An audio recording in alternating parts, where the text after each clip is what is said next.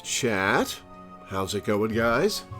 Welcome back to Final Fantasy XIV. Now, last week we were very rudely interrupted by an internet outage caused by the hurricane hitting us up north. We didn't get very strong. We didn't get really hit by a hurricane. It was really reduced by then, but it was apparently enough to knock down a line in the right place to interrupt my internet for 6 hours. So we only got partway through last week's adventures as a Dark Knight. So that's what we're going to start with this week. We'll be doing class quests all day.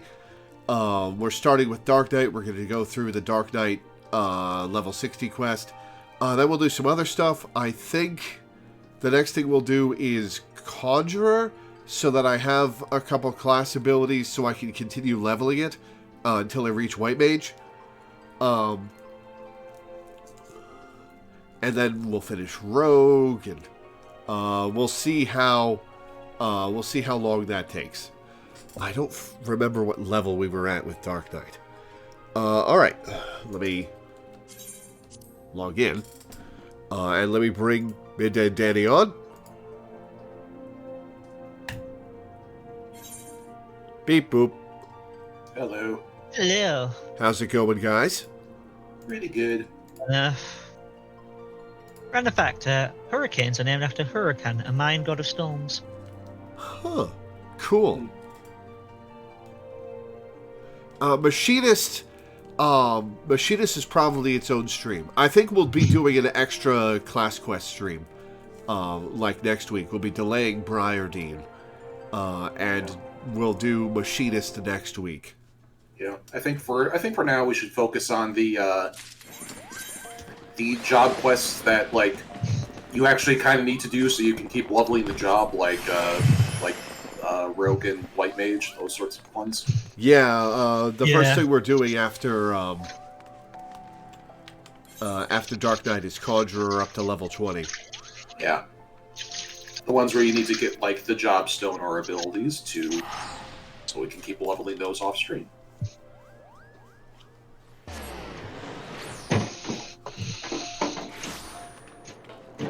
Also, I did the math, and I need 18 more runs of Praetorium to get all the mounts from the event. So if we do 2 a day in the mornings, that's 9 days worth. I don't think we'll run out of time. We'll see. Yeah, if you end up in a position where you can afford all but one of them is actually really easy, so you could skip that one. Yeah. Well, we're literally going to find out tonight when the next patch drops. So we will have a clearer answer on how big the rush is. Cool. Well, at worst, I'll do some of the evenings. Mm-hmm. Yeah, you can also do stuff in the evenings too, more. You can just do more Priets or do Frontline, because that will get you about as many, tomestones per hour as Priet will.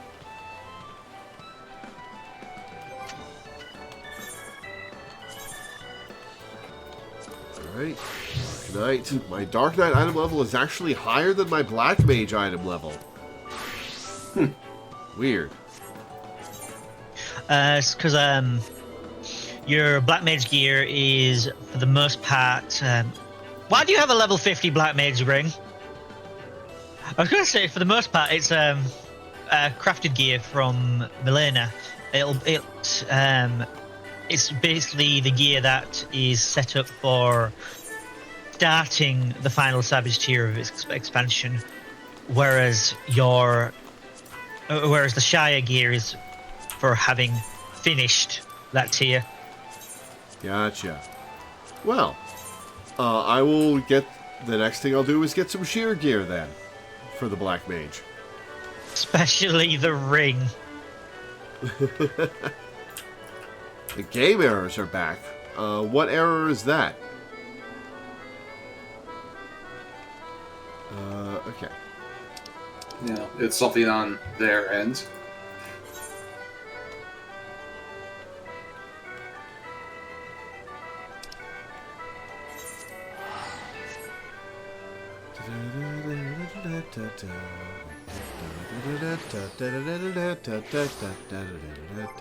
Please, no.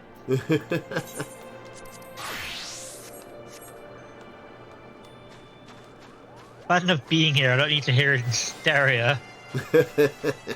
Tone deaf stereo. Oh, Melena's having Final Fantasy XIV errors. I thought she was talking about errors with game display on Twitch. Okay. Well, if it isn't one of the new visitors from below, are you searching for something? If so, just ask. I pride myself on being the second most well-informed Moogle here, Kupo. Oh, I have to do this again, right. Yeah. This whole conversation. My, that's yeah, this was literally where the game crashed last week. Well, my internet crashed, but yeah. My, that's a rather grim way of living, isn't it? I can't say I've ever heard of knights so infatuated with darkness. However, I think I might know why she bade you visit us. Go ahead and fetch your friends. We have an awful lot to talk about, Kupo.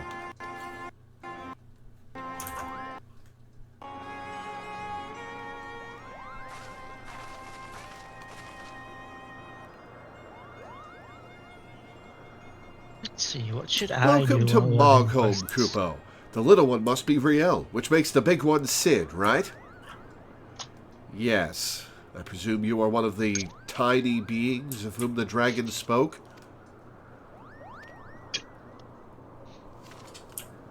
Riel, say something to the Moogle. Riel. Riel! I'm sick of this charade. You tell me to talk, but then you refuse to listen. You tell me you're doing this for me, but then you go on about the darkness and the abyss. Am I supposed to be grateful when you come back covered in blood, when I put you back together so you can do it again? You drag me to halfway across the world so you can discover a new way to kill yourself, and you tell me it's for my sake? Why are we here, Sidurgu? Tell me the real reason. Why are we here? Just to suffer? Fun fact, Spoik specifically is here just to suffer. Riel, of course it's for your sake. Well, you've certainly had a lot of practice saying it, haven't you? I'm sure the next fair maiden will appreciate it. What are you saying? It's not like that, Riel. And you! Say something, damn you! I think I'm beginning to understand this whole darkness concept, Kupo. Yeah, darkness is definitely an alien concept to the Moogles. Harnessing the power of your emotions or some such, yes? I'm reminded of an ancient legend about a Moogle named Mog. Rather simple name, I know, but those were simpler times, Kupo. Anyway, Mog had a penchant for dancing, and... Wait, what does dancing have to do with the dark arts? Everything, Kupo, everything! The point is, your master was absolutely right when he told you to submit to the flame. You just never figured out what he meant by it. But better late than never, Kupo. Master Moggy will show you the way. First, you two Dark Knights will need to pull 4 sprigs of palmwort each. Hop to it, Kupo. Is that the giant dandelions? I fail to see what purpose this serves, but fine. You will have your precious palmwort. Oh, and Riel can stay here with us while you're away.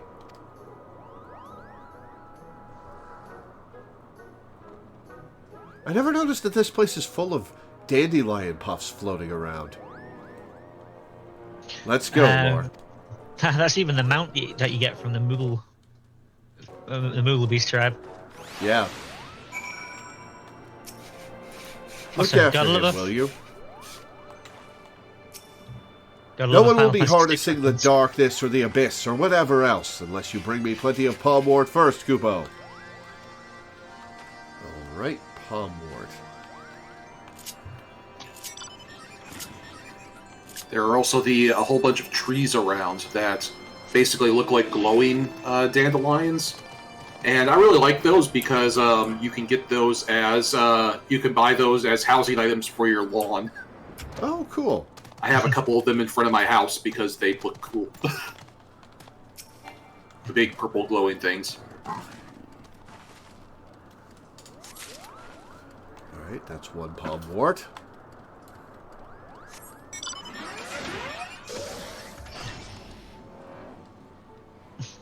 Yeah, I gotta love the Final Fantasy VI reference to Mog.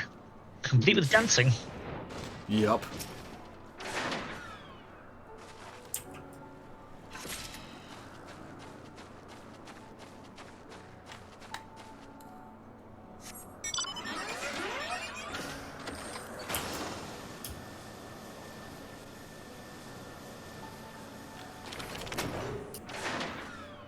I haven't had Pixel out in a while. Let's bring Pixel back out.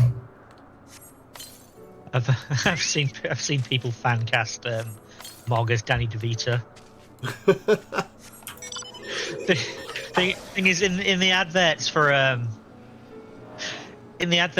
Final Fantasy VI, he had that sort of voice when he because one advert was him seeing monster auditions for the game, and he kept zapping them and like sweeping the ashes into the game box. Nice. It's like, so you think you're tough enough? Try this. Next. There you are, darkest dark one of the dark. Have you brought my palmwort? Oh, these Moogles. They don't take us seriously, nor should they. Very nice, Kupo. That must have kept you busy for a while. For your next trial, you must call Tullahans, Kupo. Oh, you're just giving us busy work. Rather, a lot of them have been sighted on the road to Asa. If you wait there long enough, they're sure to show up, Kupo. Riel? Oh, you needn't worry about her. She's off playing with some friends of mine, Kupo. Just focus on the trial and wait for me in Asa when you've finished. This whole questline is basically an exercise in the theory that anything is funnier if you add Batman to it. Just like Dark, it's like literally the Dark. You just literally take the Dark Knight, add Moogles, and you just made the Moogles even funnier. Yep. Oh, by the way, Laura, remember how I won the lottery a couple weeks ago? Uh-huh. Well, look up. Oh, nice. Is that another one where you turn into the mount? Yeah. Oh, you've got the Falcon. Yeah, I got the Falcon. Very the nice. Blackjack. I've got it. Yeah, sorry, the Blackjack. I've got it on my main. I'm all over halfway on this character. I've just been really, really lazy about actually earning the MGP. Otherwise, I would have had it months ago. Yeah, I had like 3 million in some, and then winning the lottery pushed me over. So I was like, hey, I can finally afford it. Because yeah, I literally won the Cactopot jackpot. So hey, there you go. I'm gonna wait till I have enough for every mount and buy them all at once, so I don't forget which ones I've got. You can't buy ones that you already have. Oh, really? Yeah. Plus, like, you'll look at them in the menu and there'll be little check marks next to them, so... Yeah, fair enough. Well, in that case, after this quest line, I'll go buy the mounts I can afford. Just to add them to my rotation.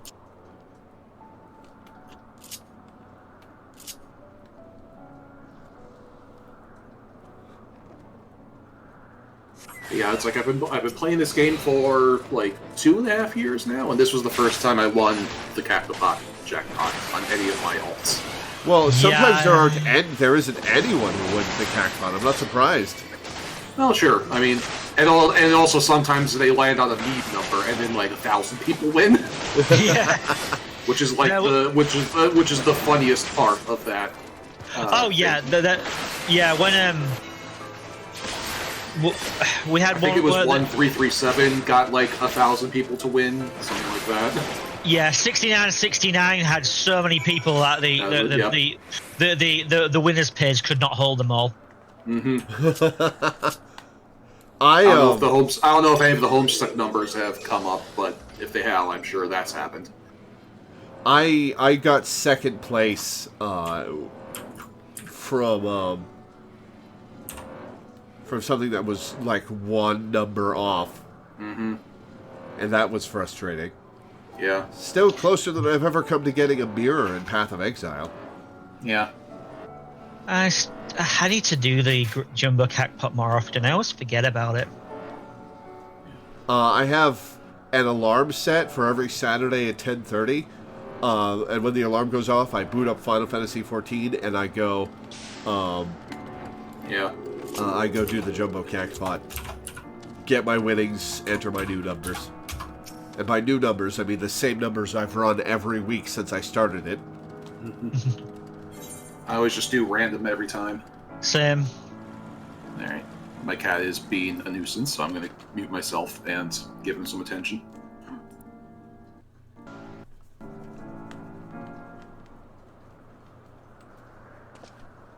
You have to work at 2 a.m. That sucks.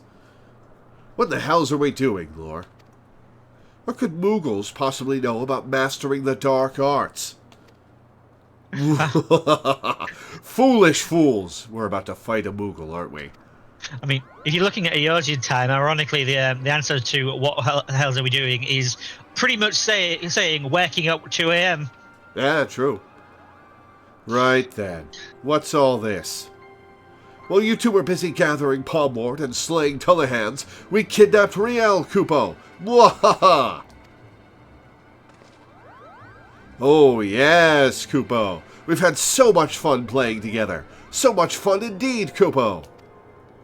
So much fun that we thought we might keep her here forever! Mwahaha! You wouldn't dare. If you don't believe us, go and look. You'll never find her, Kupo. Not in a million years. Mwahaha! She's ours, Kupo. You'll never see her again. Mwahaha! You see through this, right, Sidurgu? Come on, tell me you do. You furry little shites. Nope, he doesn't.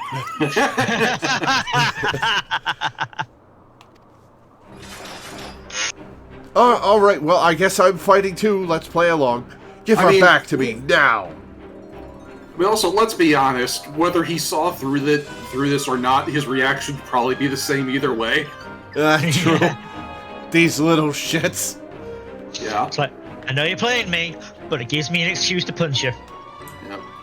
Does Batman ever get the joke? Always. He just doesn't think it's funny most of the time. Give her back to me now. Or I swear I will kill every last one of you and burn your village to cinders. Okay, I am not on board with that, Sidurgu. He's playing the King Mogulmog music. Yeah. Grit!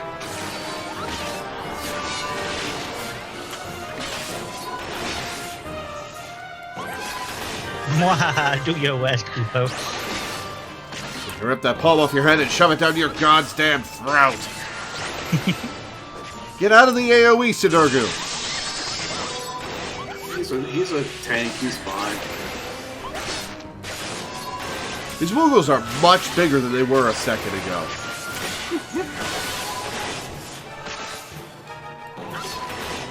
They have the same embiggen spell that Gilgamesh has. Gilgamesh, it's a beginning time. Alright, well, don't kill them, Sidurgu. Oh, hey, more. Okay, cool.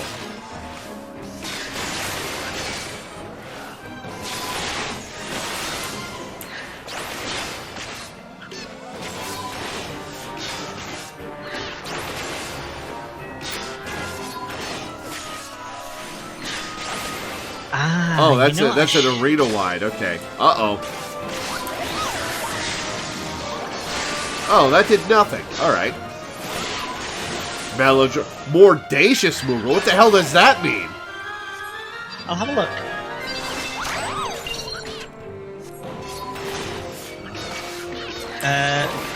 Using biting sarcasm. I don't think Moogles are capable of that.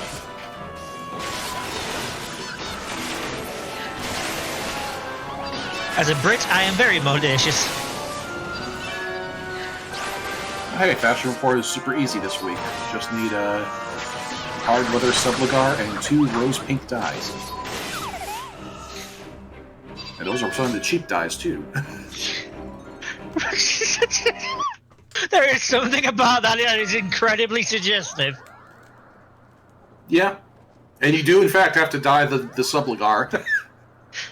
You just need a rose pink subligar to, just need to wear that around proudly in the Golden Saucer, and you will win 60,000. That's the Alamegan NGP. bondage gear, right? Yeah. Ouch! You could really hurt someone carrying on like that, Kupo. The only reason you're not dead is he wants the answer to where Riel is. That's the bloody point. Now tell me where she is if you want to live. Wait, wait! Well, that unmoving Moogle just moved his ass.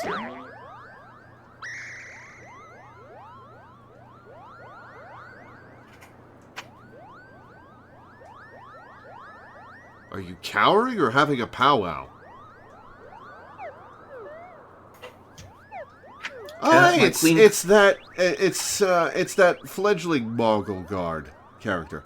Why do you want her back so badly, Kupo? What kind of question is that? You kidnapped her. But you don't seem to like having her around. Into a bed. I need to stop him. But you don't seem to like having her around that much anyway, right? She's just a burden to you. So why do you care what happens to her? I swore an oath to protect her. That's what we Dark Knights do. You think that will give you strength enough to protect her? Duty and honor? I'll tell you what you need, Kupo.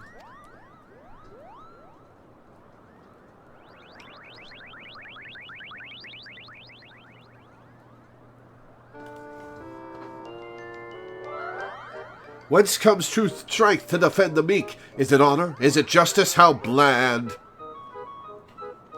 King Mongomog rules with iron hand. How do you feel about getting sung at, Sidurgu?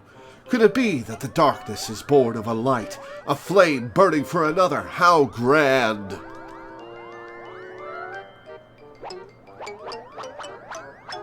You ready to become a bard, Sid? 'Tis love, all-powerful, shining love.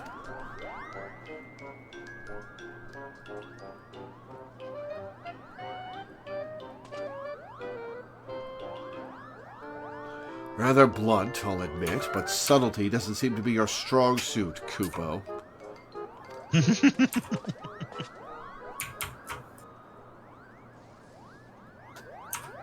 Riel! Well, here we are. Go on, Riel. Say your piece. I know you and Frey were trying to do right by your master, that you came to my defense because you believed that's what he would have wanted. And I know you only did that because you believed it would make you stronger, because all you truly care about is killing more Temple Knights. I've seen how you look at them, how you curse them under your breath, how you relish every opportunity to cut them down. So don't tell me that it's all been for me. Don't tell me that Frey died for me.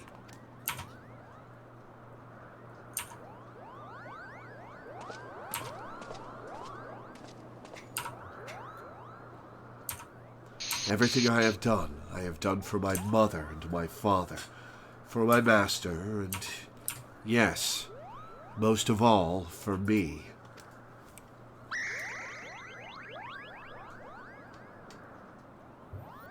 I haven't been honest with you, nor with myself, and for that I am sorry. I will stand for you in this coming trial, but after, what happens after will be your decision.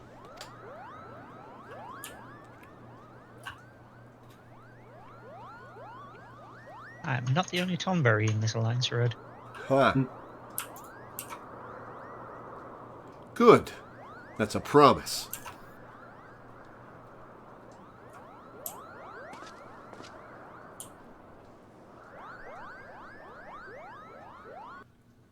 Moogle's not even paying attention anymore. Did Sid just get smacked over the head with a frying pan? Kind of sounded like it. Probably. For what it's worth, I'm sorry it had to come to this. Furry little bastards had us fooled, eh? No! They had you fooled! Shame their wisdom is bollocks. I mean, really now. Love? That's what you need to harness the abyss? Well, that's the most intense emotion. If you want to unlock shit with your emotions, that's not a bad tack to take. I mean, I suppose there's something to be said for caring deeply for your charge, but... No. No, I will not give those cretins even a sliver of credit. This was an utter waste of time, and that's that. Still, I am glad to have come to an understanding with Riel. We should return to Ishgard. The hour of the trial draws close. Come along, Riel.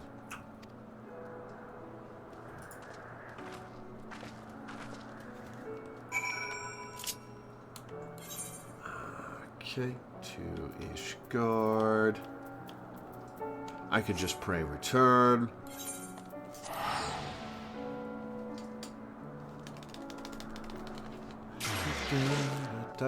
God, I have good King Mogomog stuck in my head now.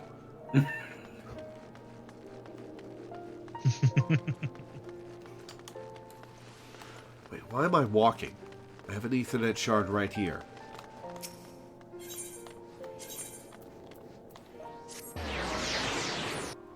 I unironically love the Muggle theme. Rolls with iron hand.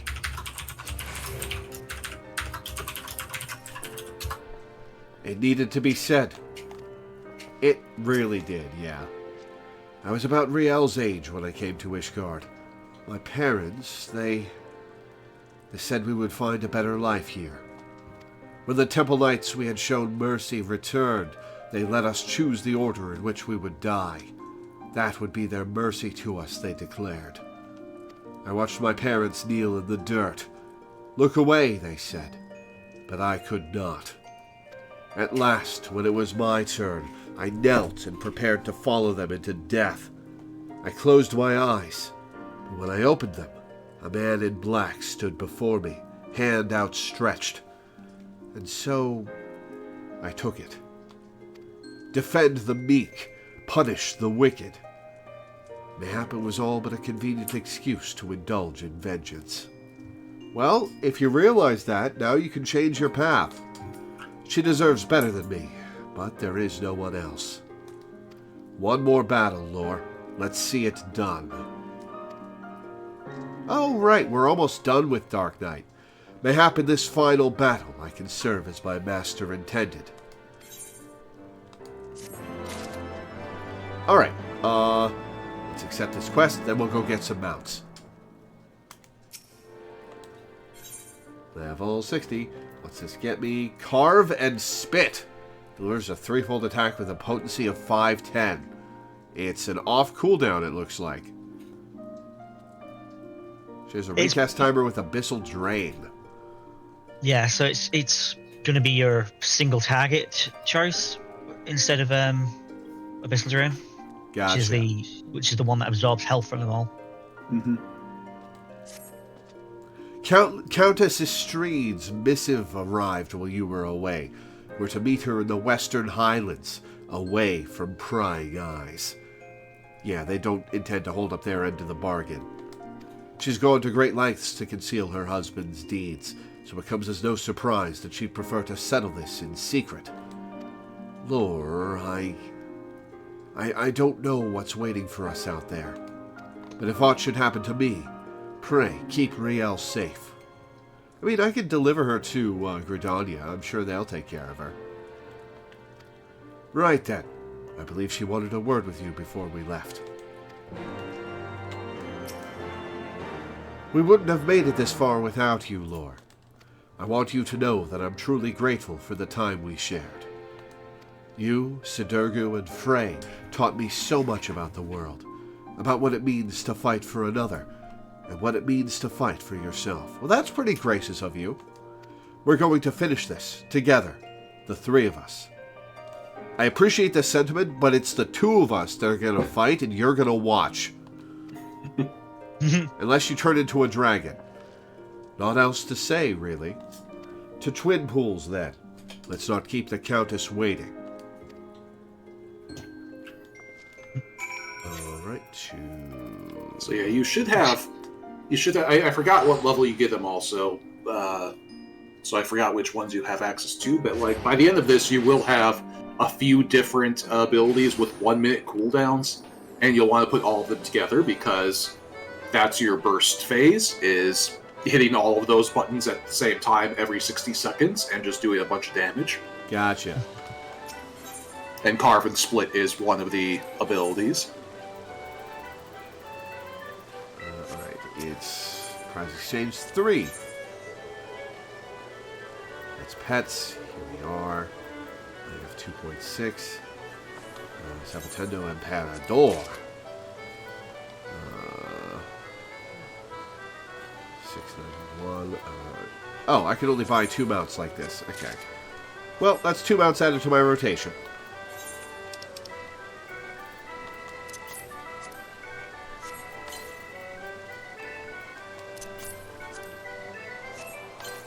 Cool.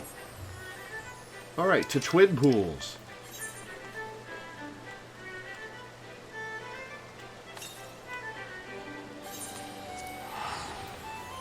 This is an area I don't think I've explored very much.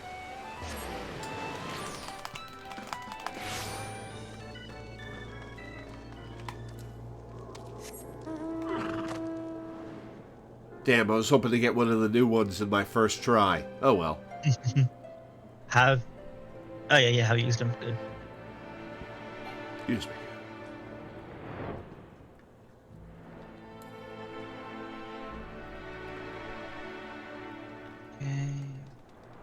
Unless you're crafting, you don't have much to do in Kurthus West. What can you do for crafting that's here?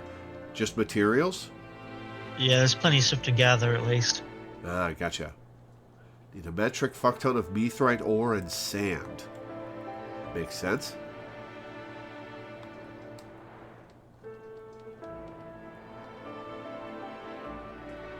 I am taking the time that you're doing job quests to do the what are they called? The dungeons that I wasn't here for. Ah, cool.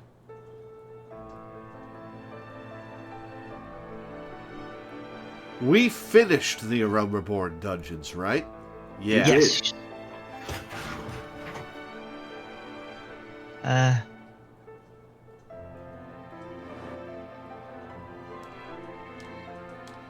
Once I've got them unlocked, if you're not busy, would you like to join me, Minda?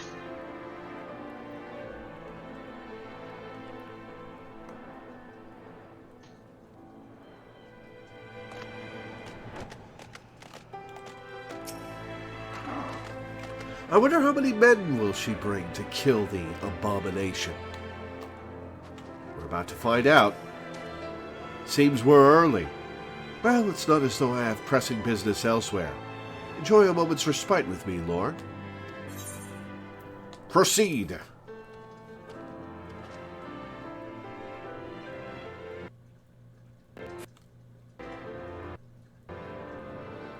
I wonder what the level 61 through 70 Dark Knight quests are going to be.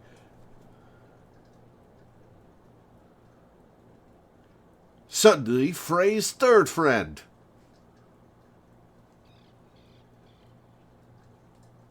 You came. A wise decision. Did you only bring 2 men?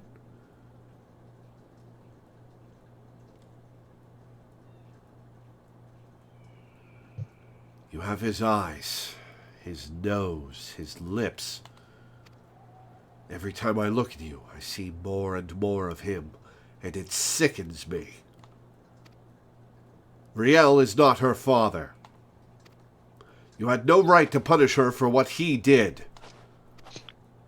Who are you to stand in judgment of me? I have every right. You really don't. I bore that monster into this world, and by the Fury I shall send it to the 7th hell. If you're so bloody fond of it, you can follow it there. It's just us now, no one else. Remember Frey's conjuring. Protect us, and we'll protect you. Right then.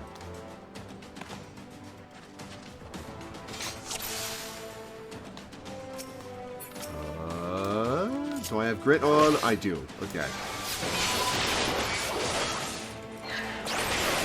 Oh, these guys are weak as hell.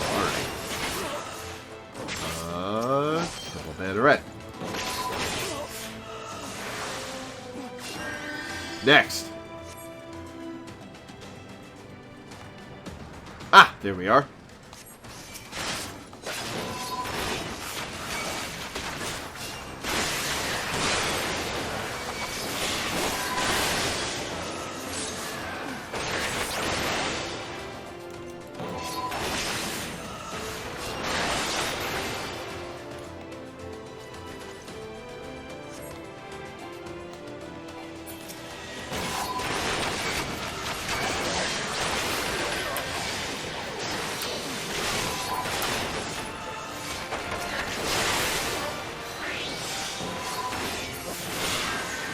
Jesus, how many did she bring to an...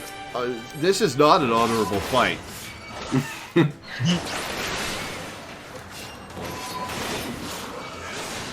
Cowards, the lot of them. Oh no, there's a bunch of them back here.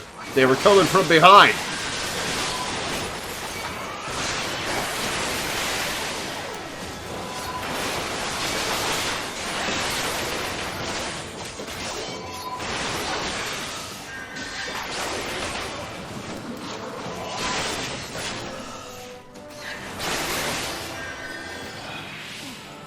Oh, now she's joining the fight.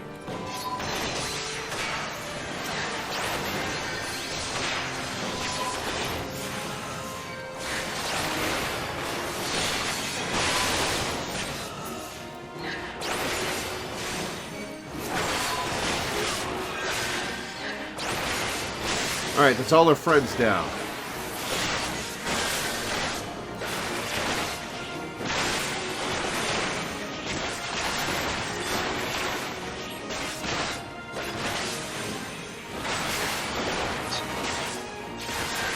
Okay, so if we kill her, she's kept this largely a secret, so maybe no one else will come after Riel?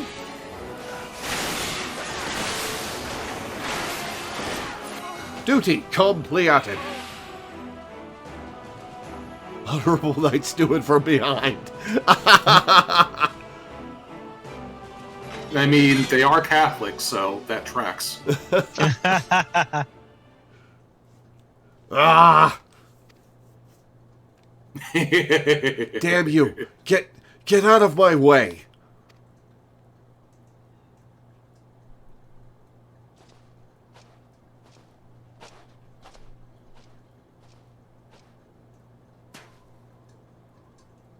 Why? Why? Why do you care so much what happens to it? You are not the first person to ask me that.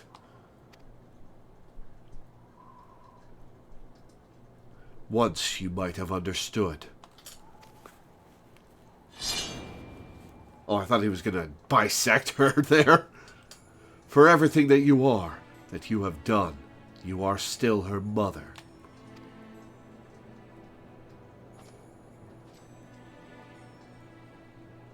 Go. We shall not meet again. Oh, that's a sly look. Oh, but we will. We will, Knight. I promise you that. Sparing her as if we didn't just kill 20 Temple Knights. I will follow you to the ends of the world, if I must. So long as it lives, I must. This is not the sentence you want. See, you fool. The Fury wills it. The Fury wills it. Okay, yeah, just stab her. Well, let's let Riel stab her. God, that's creepy. Riel? How great your love for her. Far greater than any you ever bore me. For a long time, I prayed for forgiveness. I prayed you would take me in your arms and hold me as you did before. But I know that shall never come to pass. I will pray for you, Mother, that you might find peace in her halls. Oh, that was a kill her, please.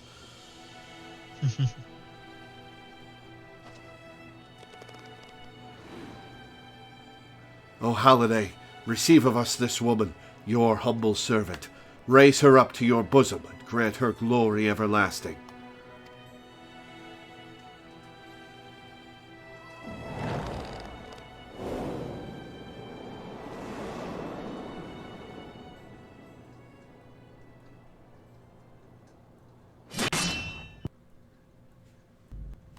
Yeah, that was deserved.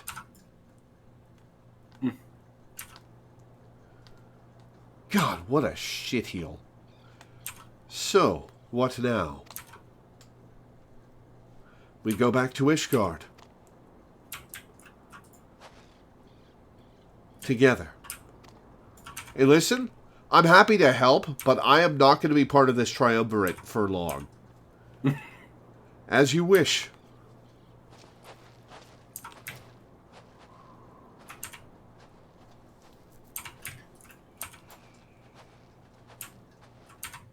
Man, poor Riel.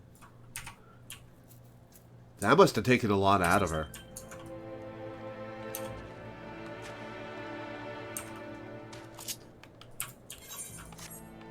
I'm sure you're going to leave this little trio now, but you'll be back in a few months once you're back into Stormblood. I suppose.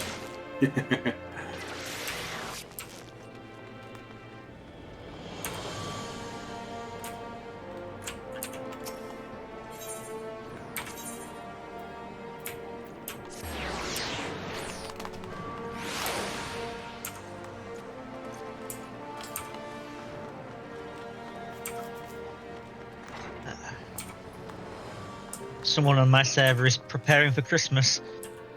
Every Christmas. In September?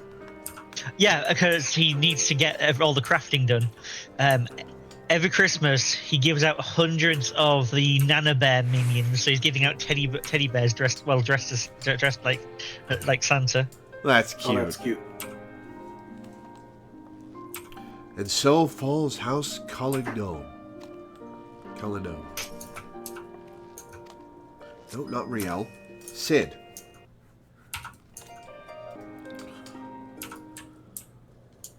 It all seems so simple in retrospect. The moment I stopped trying to find the answer, there it was.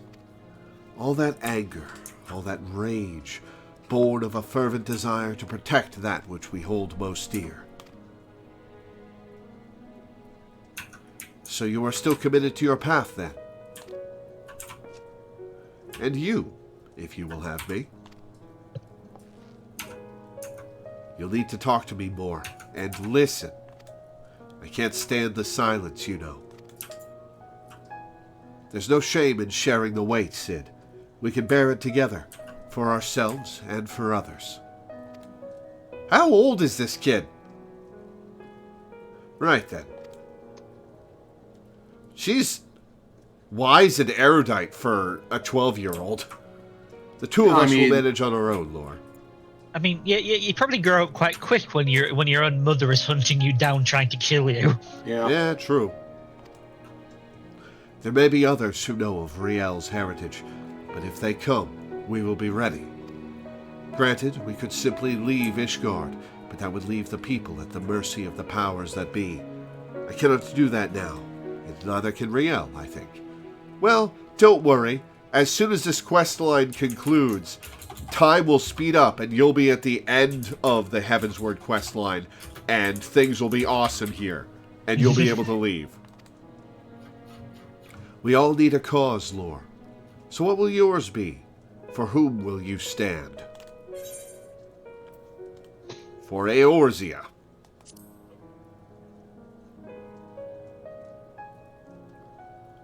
And so you shall.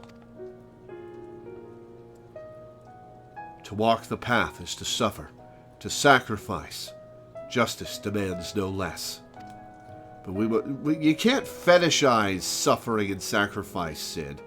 But we must never lose sight of why we chose to walk it. For whom do you fight? Gods help me, those Moogles were onto something, weren't they? Yeah, they often are. I won't say usually, but often.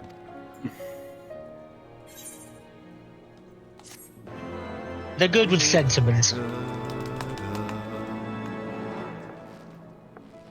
From the depths of the abyss, you hear a whisper. This concludes the Dark Knight quest for Final Fantasy XIV Heavensward. In order to undertake the next series of quests, you must first meet the following requirements. Stormblood must be registered. You must have completed the main scenario quest, The Far Edge of Fate. That's the end of 3.5, right? Mm-hmm. Yeah, thought so. Oh, the next Dark Knight quest will be available from Sidurgu. I will be continuing these guys' story. Interesting.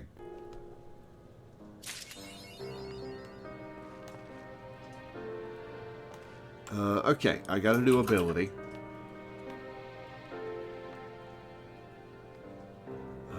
Okay, Abyssal Drain and is the 60-second swell.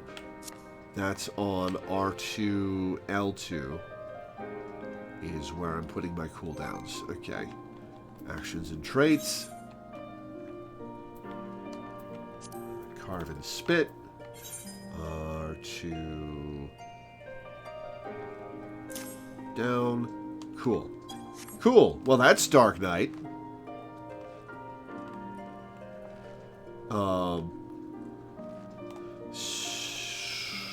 So, what am I doing next? Conjurer is what I'm doing next. Okay. While you're traveling to Conjurer, cast trainer, I am going to be doing some dungeons, just a Realm Reborn ones, if anyone would like to join me as they watch. Alright, well, I can't swap to Conjurer until I clear some armory chest space. Gloves and pants. Gloves and pants and gloves and pants. I'm doing a bunch of my weekly stuff because I've been busy with Baldur's Gate, and so this is kind of my designated F15 time. Dark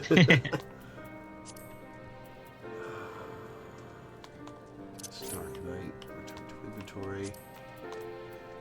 Pants, that's Dark Knight, level 50, return to inventory. That's Disciple of War, level 44, return to inventory. Okay, now I can become Conjurer.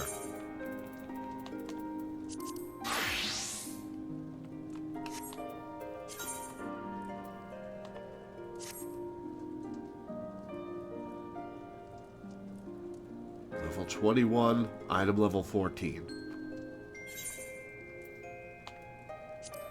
Okay, let's do some class quests as Conjurer. Let me review my abilities. Arrow, Cure, Stone 2, Repose, Lucid Dreaming, Raise, Medica, Asuna. Cool. To Gridania.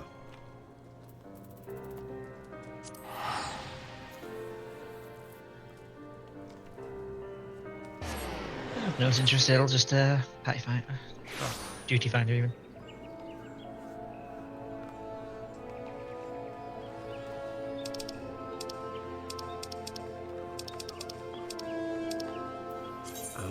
Conjurer's Guild. Duh. Red Conjurer's Guild.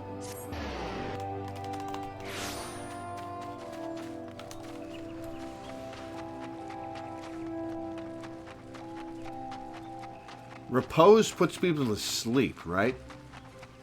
Yeah, it's single target though, unlike the casting one. Welcome back, Lore. The elementals have told me of your success. By placing yourself in the midst of nature and seeing it with a conjurer's eyes, you have taken your first step along the path to enlightenment. Healing, protection, and destruction. Though our spells vary in function, they all derive their power from the same source, the forces embodied in all creation. By gaining a true understanding of these, a conjurer may call upon them to manipulate his environment, thereby realizing the state of being that he desires. Yes, yours is a familiar look, the very picture of confusion. Be not disheartened, for comprehension shall come in due time. For now, you must learn to reach out to the forces embodied in each of us. Pray, hearken to mine instructions. Breathe deep and open your eyes to that which cannot be seen. Feel the myriad life around you and draw upon this boundless reservoir of energy. Take up your cane and use it to lend that energy form. Go forth, my young conjurer, and be at one with the world. Return to me when you have learned to draw upon the forces around you with the selfsame ease you draw upon those within.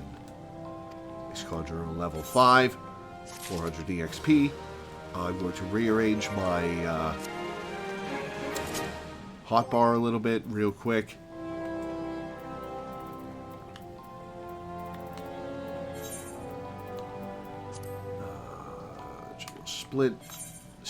Sprint.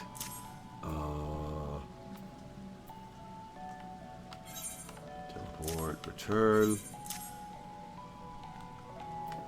Mouse roulette. Minion roulette. Oh no. What's up? They're not just this tank isn't just single pack pulling, they are single enemy pulling. Oh dear. Well, that's... I'm going to be here a while. That's counterproductive. Okay. So yeah, I'm checking my Dark Knight hotbar. The only other 1 minute cooldown you have so far is Blood Weapon. So you'll want Blood Weapon and Carbon split next to each other. Gotcha. I take a Trial by Earth. Yes. Okay. What is One More Night in Amdapor? Is that Amdapor Extreme? That's probably Amdapor Hard, which is a level 60 dungeon. Yeah. Gotcha. We'll get around to it someday. Well, you will. I probably won't be there because that'll be Dungeons with Fans type thing. Yeah. It is good to see you again, Lore. By the air of serenity that surrounds you, it is plain you have learned to draw upon the energy of creation. Serenity? Have you met me? I am glad. It is the wellspring of all our power. Yet the energy of creation is not one thing, but many, and to call upon all without first knowing each is conjuring at its most basic. As a part of your continuing education, it is my desire that you now learn about the element of earth. Make your way to Blessed Bud in the North Shroud, and there partake of Hearer Nolanel's wisdom. The depth of his affinity for the elementals of rock and soil is all but unique amongst conjurers, and he is a gifted instructor besides. You may be certain of receiving a most enlightening lesson on the subject of earth. I just pictured the whole. I can tell by the serenity that you exude that you are getting used to it. Still covered in blood from the Dark Knight quest. Oh no! Then it just cuts to another flashback of Law going. This is just like black magic, except now I'm bludgeoning things with rock. It's like, yes, serene. How do you pull only one enemy? Yeah, that's a good question.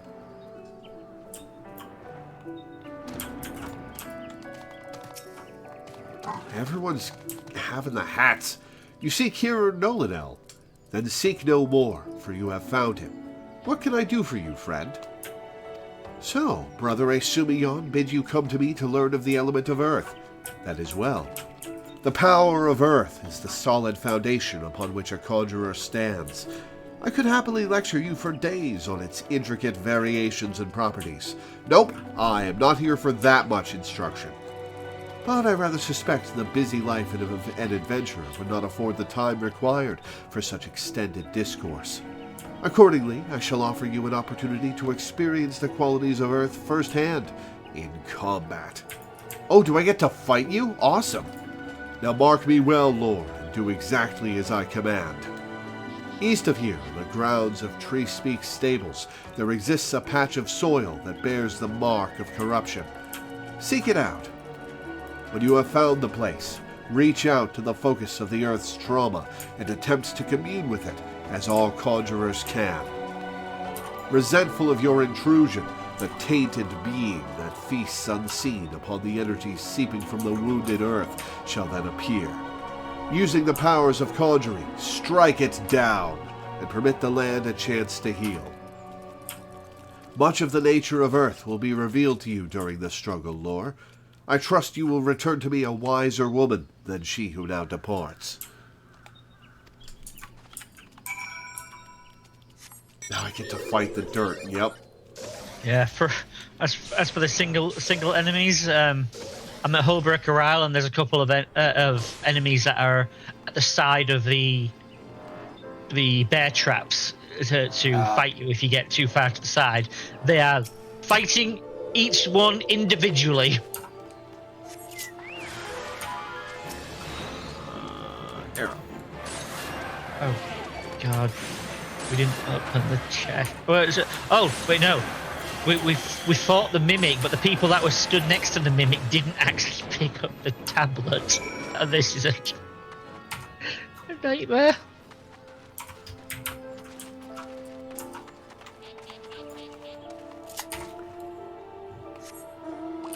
Hey, there's a sabotender. It hops on one foot? Yeah.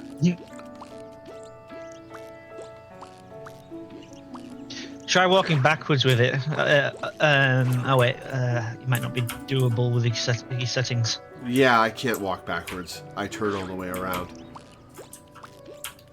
Turn off legacy controls and then walk backwards, and then turn it back on.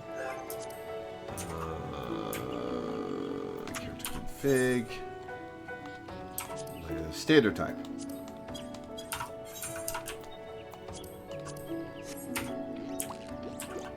Well, that's a little cute. Just waddling backwards. Yeah. I like the noise.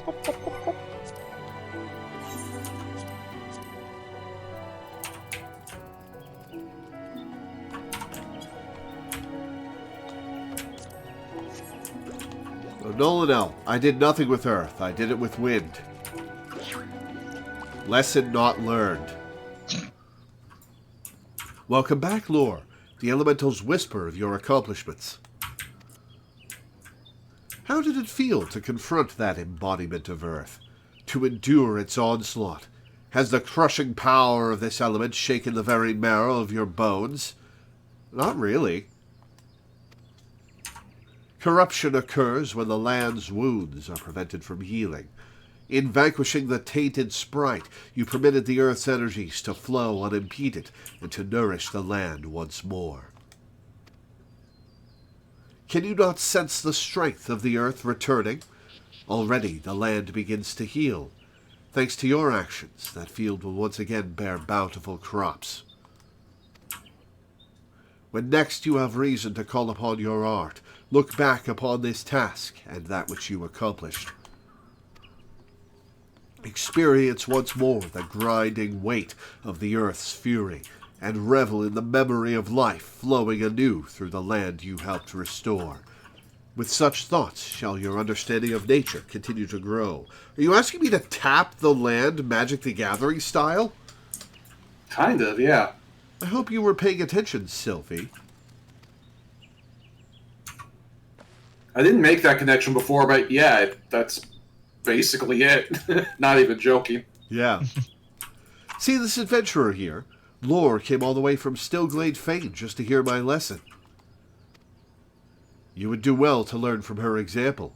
If you wish to become a conjurer worthy of the name, you must make an effort to study nature. Do you attend me, young lady? Hey, Ox, how's it going? Hey. Why should I bother studying nature? This is just Riel, but human instead of elf. I can conjure already.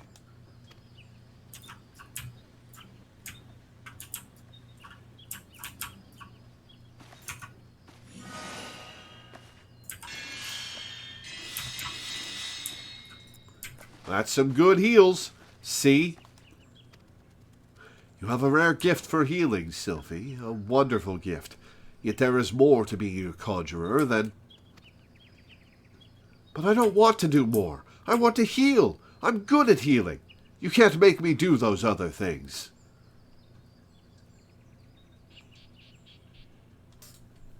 Toxic white mage refuses to do damage in dungeons. Oh, I've had too many of those.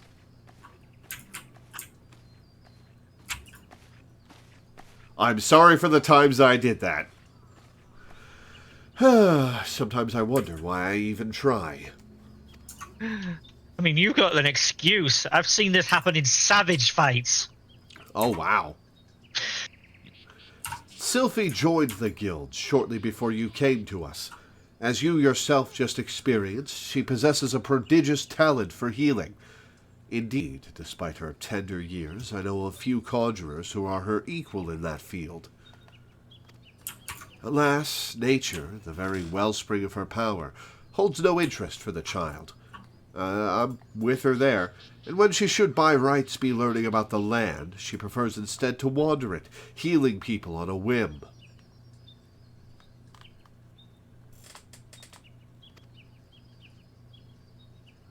It was me till DD. Which dungeon is DD? It's a mild Darkhold. Ah, right. That's the one with all the horny gear. Okay, they are going in the direction that doesn't have the chest that has a possible minion. You, in contrast, have been a most attentive student. I have taught you all I know of the element of Earth, level 5 adventurer. God, you are so low level, Nolanel. You may report back to Brother Asumi and tell him as much. You didn't teach me shit!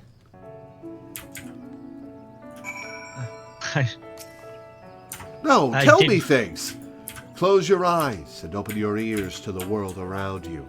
Though you may not hear the voices of the elementals, I dare say you can sense their joy in the sounds of this place. As a hearer, it has been my duty and my great pleasure to watch these plants emerge from the destruction wrought by the calamity and thrive. She's just like, I didn't hear shit, and I have huge ears. Because I've also had in an extreme, I had the exact opposite of that. A DPS healer who didn't heal. Yeah, we were in an extreme fight. At the end, they were like, "If anyone's got Act open, please upload so that I can show off my pass." And it's just like, we had a look at their pass, and they literally did not cast a single healing spell. Not even the OGCDs. They just did damage. That's it. Did you tell them they sucked? They'd already left by then, by the time we'd checked. Oh well. Lord, you have returned. But tell me, how did you fare under Nolanel's expert tutelage? He had me fight one elemental, which I didn't kill with earth magic, and then told me to go away. I think he just used me for a chore and discarded me. Have you delved deep into the earth and felt its suffocating weight, its life-sustaining vigor? He taught me neither of those things. Such experiences will serve you well. And have you aught else to report? A fledgling conjurer named Sylphie cast healing magic upon you. How kind of her. I must confess to sharing Nolanel's frustration with the girl. As you yourself have witnessed, Sylvie possesses a natural talent for the cauldry of mending and restoration. Alas, her gifts appear to have blinded her to the need for study, and she outright refuses to learn about the natural world. She knows nothing of the elements of earth and wind, and is quite incapable of conjuring even the tiniest pebble or the faintest breeze. I have tried upon numerous occasions to explain to her that conjurers who are ignorant of the source of their power pose a risk to themselves and others, but all to no avail. Should she continue to deny the debt she owes to nature and indulge in ever more reckless displays of power, there is every possibility that she will create a dangerous imbalance. You can get a dangerous imbalance just from healing too much? That seems a little, inconvenient. Needless to say, I am presently at a loss to know how such an eventuality might be prevented. You might just be bad at learning. He taught me nothing! A thought occurs to me, Lore. It may be that your encounter with Sylvie was ordained by the elementals. Should you chance to meet with her again, I ask that you strive to impress upon her the importance of opening oneself to nature's voice. Mayhap she will listen to you. But we have discussed our wayward young friend's education enough. Let us speak instead of one of my more willing pupils, namely, you. The progress you have made does you great credit, Lore. Though you are yet new to the art of conjuring, you are no stranger to nature's embrace. Considering all that you have learned, I hope you understand the true significance of these words. Alright, what am I taking? No. Is this the level 10 quest? Why am I getting a level 9 ring? Yeah, whatever. Just to round out. So, this just reminded me of a fun thing. So, Yahtzee of Zero Punctuation fame has written a couple of books, and I've read them. They're pretty good. And one of my favorite little bits of, like, world building in it is that, like, it's a fantasy series. It's like a modern day fantasy series, so, you know, urban fantasy, magic exists in the real world, and blah, blah, blah. And one of my favorite bits of, like, world building about it is that, there are all different types of magic, right? And people who can do magic can only do one type. So, like, if you're a pyromancer, you can only do fire magic. If you're a chronomancer, you can only do time magic, etc., etc. And it turns out that there is no difference between vampiric magic and healing magic. They just go in different directions. Which means that healers inevitably just kind of kill themselves because they're just giving their life essence to people to heal.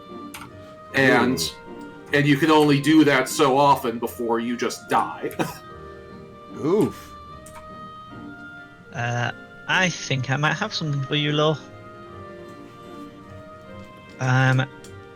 Because they ignored the route that had the minion chest, I just got a minion. Oh, which one? The Naughty Nanka. Well, actually, we declared that I want to find the minions myself. It's just a dungeon chest drop. Fair enough.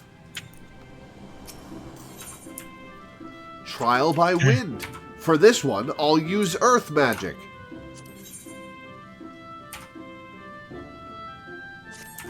Greetings, Lore. Each time we meet, the part of conjurer befits you ever better. In your previous lesson, you learned about the element of earth. It is my desire that you next become acquainted with the wind. Travel to Full-Flower Cove in the East Shroud and seek the teachings of hero Wolfew. Though scant few years have passed since her coming of age, Wolfew is a conjurer of consummate skill who is able to divine the will of air elementals with uncommon clarity. I can recommend no better tutor for your lessons in the mysteries of wind.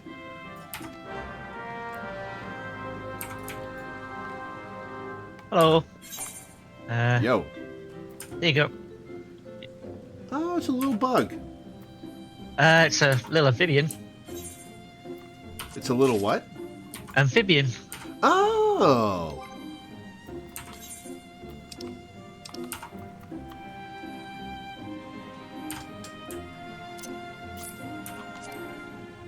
I've already acquired that minion. Oh, I'll have it back then. Cool. You trade.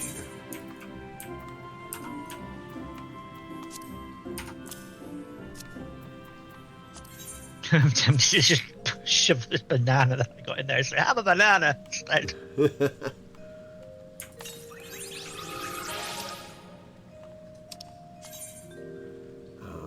Okay, to the Hawthorne Hut.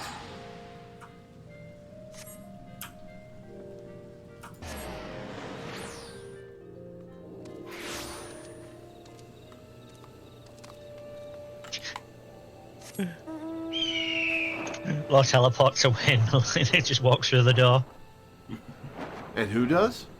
Melina. Ah.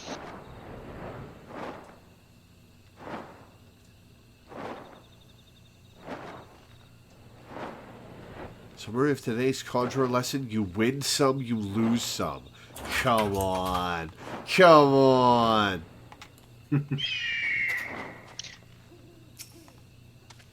You must be Lore. Brother Sumiyon sent word to expect you. It shall be my pleasure to instruct you on the patterns of gusts and gales. Now, how to proceed? Pray forgive my hesitation. It was but recently that I attained the title of hearer, and, well, you are my first student. Well, you can't be any worse than the last guy. Hello, Teddy. Hello. Hey, Teddy, how's it going? Pretty good. My brain woke me up early, so I figured, hey, Lore's streaming. I'll pop in, say hi, hang out. Always nice to have you. Also, I needed to log into Final Fantasy to keep my house from getting exploded, so... Yeah. Yeah. Yes, I believe I have a suitable task for you. Go explode a house. To the east of Sweetbloom Pier, there is a small spring, giving rise to a pool. Go there and clear the air of the honeybee swarm, which lately took up residence in the area. You seem uncertain. Mayhap you wonder at the connection between my request and the subject of your study. I wonder at you killing honeybees. You shouldn't do that. I sympathize, Lore, but trust me, inexperienced though I may seem, this deed will deepen your understanding of wind. Okay, fine. You know, for most biomes, the importance of honeybees is actually very overstated. In fact, a lot of places they're actually an invasive species brought in by humans. Mm-hmm. Oh. Well, fair enough then. Still not as bad as cats, though. Cats are like the single worst thing humans have done to the environment. Okay, What to be about- fair, cats share some responsibility there. They domesticated themselves. Yeah. What about rabbits to Australia? Wait, hang on. I had to fight one level 8 honeybee swarm? That was the entire encounter? Tell me that's not the whole quest. It's like a level, I don't know, 8 quest or whatever. Level 15, I think. Oh. Oh, hang on. It can't be level 15. That's level 10. Okay. Okay. Welcome back. I take it the bees are no more. Tell me, did you happen to notice many of the Vilekin's preferred flowers in the vicinity? Bees are not Vilekin in the vicinity of the spring. Are you picking up that train in my mic? Yes. Yes. Okay, I'm going to mute myself for a few minutes while that passes. Yeah, Valkin is just the Eorzean term for insects. Oh, okay. I ask because there were none. Strange, then, is it not, that the bees should choose to congregate there? And what has caused this aberrant behavior? Still your mind and reach out with your senses. Can you feel it? The path of the wind veers from its natural course, sweeping hapless creatures along in its wake.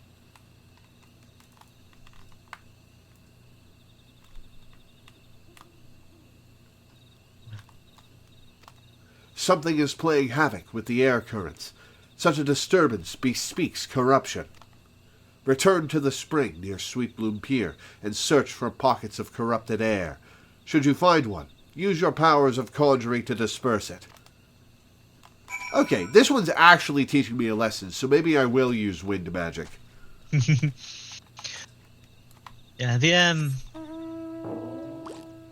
Eorzean categories are often less precise than the ones we use in the real world. For example, wavekin counts for both fish and amphibians. The frogs would be wavekin, for example. Gotcha. And then with lizards, it probably depends on whether or not they actually live in the water. Yeah, the most lizards tend to get referred to as scalekin. Yeah. Oh, I'm not doing a lot of damage here. Your level synced for the duty. Ah, gotcha. Oh, wait. Arrow's a dot, isn't it? Yeah, it's your dot. Let's apply that dot to everybody.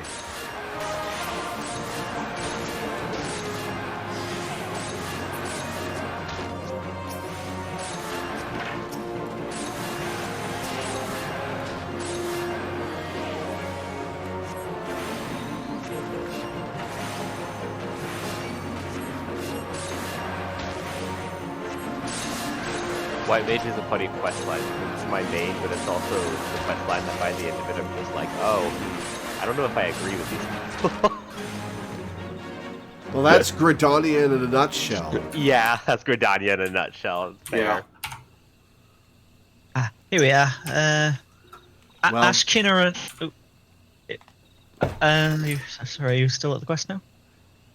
Yes. Well done. The wind no longer keens its frustration. See, that was a proper encounter. Let us return to Full Flower. Yeah, I can explain the kin types if you like once you're not in cutscene. I am no longer in cutscene.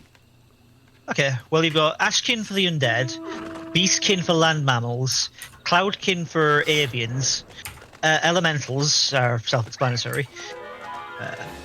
Forgekin is for machinery.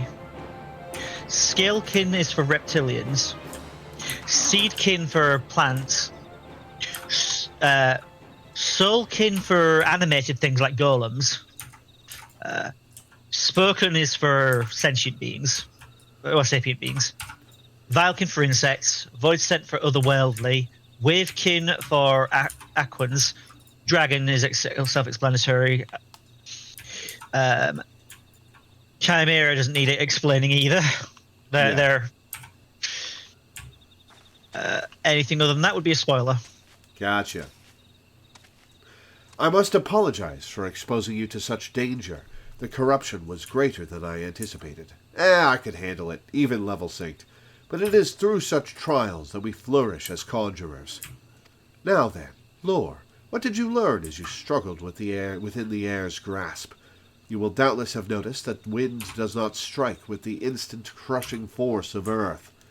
Instead, Instead, it torments one's form, dancing across every surface and leaving 1,000 tiny wounds in its wake. Yeah, dots are awesome. These are the That's a very cool way of saying it's a dot without just saying it's a dot. These are the agonies of erosion. Having experienced such pain, you are now intimately acquainted with wind's capacity for patient destruction. No land is a stranger to its power. When you stand under distant skies and feel the wind's familiar caress upon your skin, remember the lessons you have learned here this day. I suppose I should be grateful that this latest elemental disturbance manifested itself at such an opportune time. Only the gods know what I would have taught you had it not. Yet the growing frequency of such phenomena begins to concern me. While it is true that the calamity wrought much harm upon the Twelveswood, I suspect some other forces at work here. I bid you remain wary, Lore. But enough of these ominous rumblings.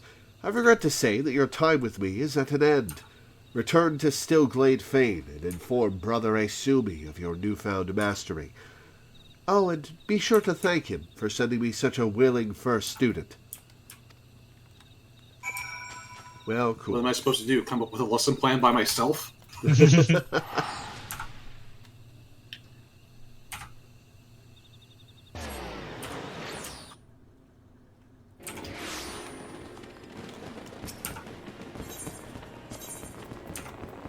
I'm dating a teacher right now, and he is a little overwhelmed because he's just starting his first teaching gig. He's having to come up with this stuff all by his lonesome. Did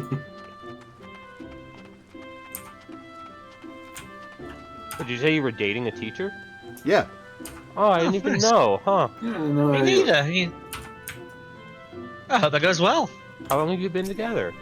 Well, this is actually the second time we've been together. We dated for a while in 2017 and 2018. And we split up, and we just got back together like a week ago. Oh, well, I hope everything goes great for you guys. Thanks. Yeah. Welcome back, Lore. The elementals inform me that you have opened your ears to the voice of the wind. That is well. Having made allies of 2 elements, you are well on your way along the path of conjuring, though full comprehension of these forces will only come to you in the fullness of time. Be patient. As you seek to embrace nature more fully, so will nature hold you more closely. They made you study wind? Why bother? Well, for awesome dots, Sylphie. I like doing damage. It's kind of my whole thing. You don't need winds to heal things, whatever those dreary lessons tell you. Conjuring is inextricably bound with nature, Sylphie. That dreary lesson is one you should have learned by now. I assume by your presence here that you have once again abandoned your tutors. You must understand, if you persist in casting spells without the proper knowledge... I have all the knowledge I need.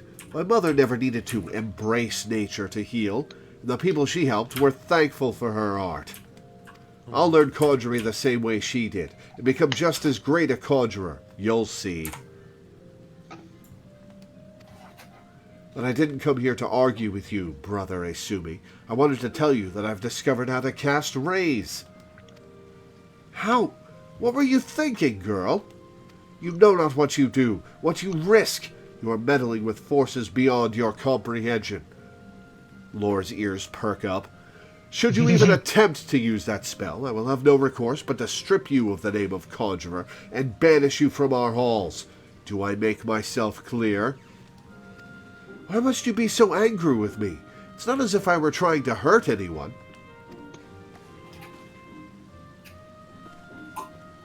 So what's so bad about rays? But that's... Sylphie, my dear child, that is precisely the point. My apologies, Lore.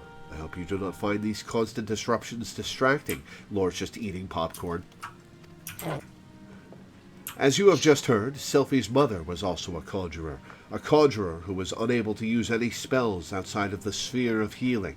Ah, that's why she's got a complex about it. Needless to say, Sylphie seeks to emulate her in every way.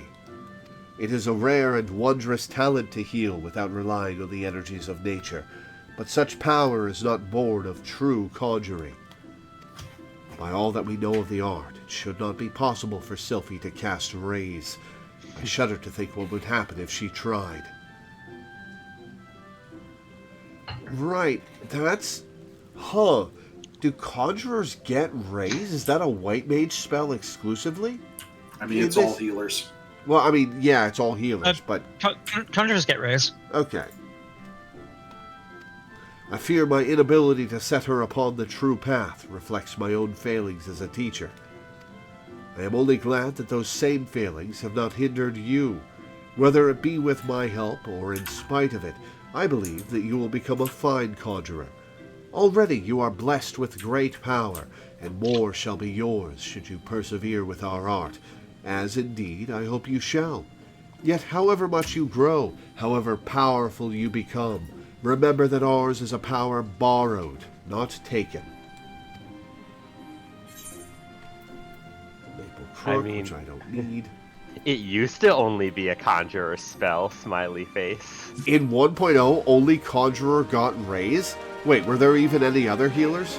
There was a cross-class ability system. Oh, Yeah. right, yeah. So Scholar and Paladin also got raise. Yeah, Paladin used to be a man. tank with a res spell. Yep, I If want that back. you leveled Conjurer. You had to level Conjure in order to become a paladin. Yeah. Oh, that kind of Byzantine 1.0 Bard system, huh? Mm-hmm. Yeah, you had to have a Or second D&D job. 1.0. You had to have a Yeah. second job at level 15 in order to.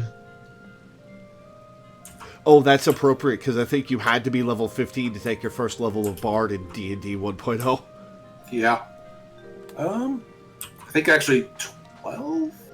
You had yeah. to take a combination of other classes to level 12 Yeah, I think or you needed 15. I think it was 5 levels of fighter, 4 of rogue, 3 of druid, so 12.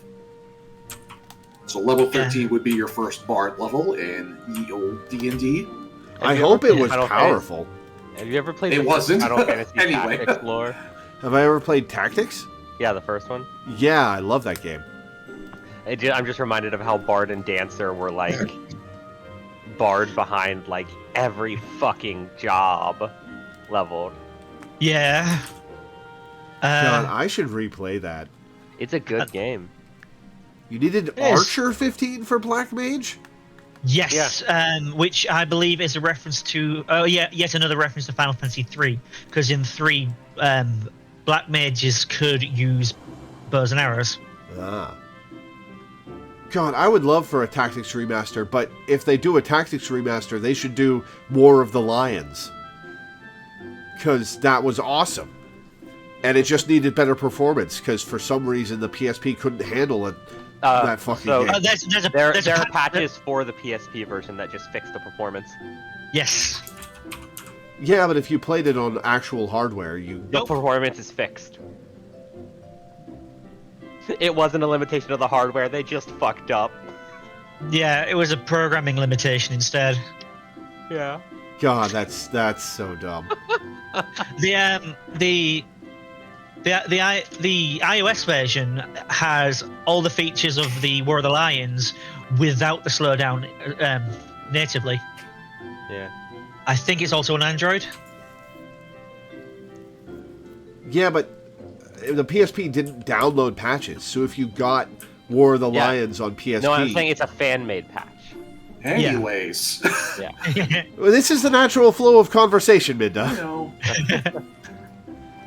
and it's flowing away from the LP. Just like water Oh, that's a good segue. in nature. Here you go. There we go. It is good to see you again, Lore.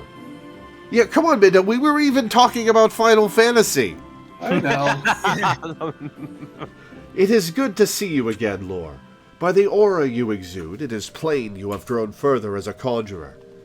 The time is come that you acquaint yourself with the third element of our art, water. For the first part of your lesson, you are to take this flask of pristine water and pour it at the foot of the hedge tree found near the Hawthorne hut. You know, it occurs to me to wonder, if anyone's taken the time to get the maximum number of quest items, like every quest item in the game that you can do without having to return them. That would be... I mean, Like fill up your key item section. yeah, especially since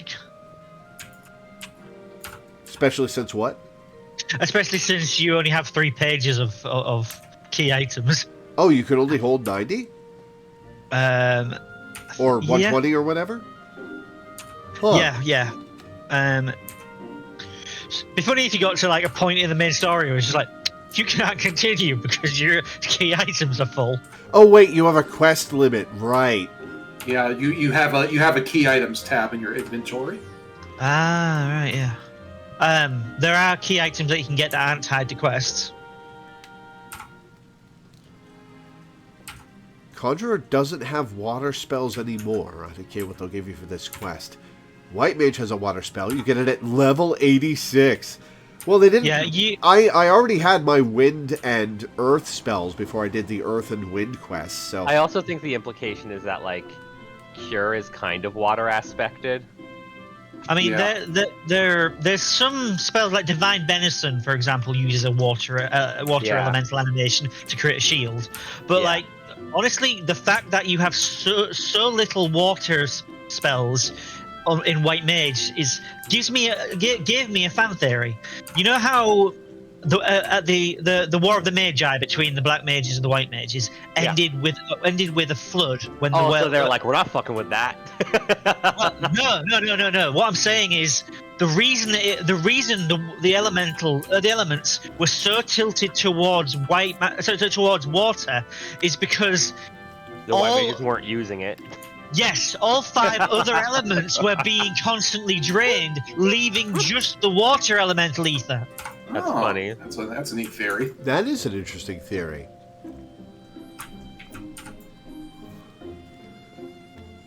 The water's purity will draw forth the corrupting entity that is siphoning the tree's life force. Dispatch this being, and then speak with Brother Joaquin Phoenix at the Hawthorne Hut. As you might expect, he is a conjurer with a fine ear for the murmurings of brook and stream. Listen well to his advice if you would learn to master the element of water. He has a great sense of humor too. People call him the Joker. I No. get it. Joaquin Phoenix. No, disapprove. Disapprove. Text appears on screen. Nobody liked that. I refuse to Historian laugh at that disapproved. joke. I've been doing a little bit of what's it called Star Wars: The Old Republic, and your companions, depending on what dialogue choices you have, say like Kalia approved, Kalia disapproved. Just like, just imagining that text just went Loreweaver disapproved, Minda disapproved, Kenny approved. I didn't say I approved. Hold on. That makes it even funnier. Everyone disliked that. I just like that. But yeah, that's is absolutely my my flood theory. Yeah, I like that.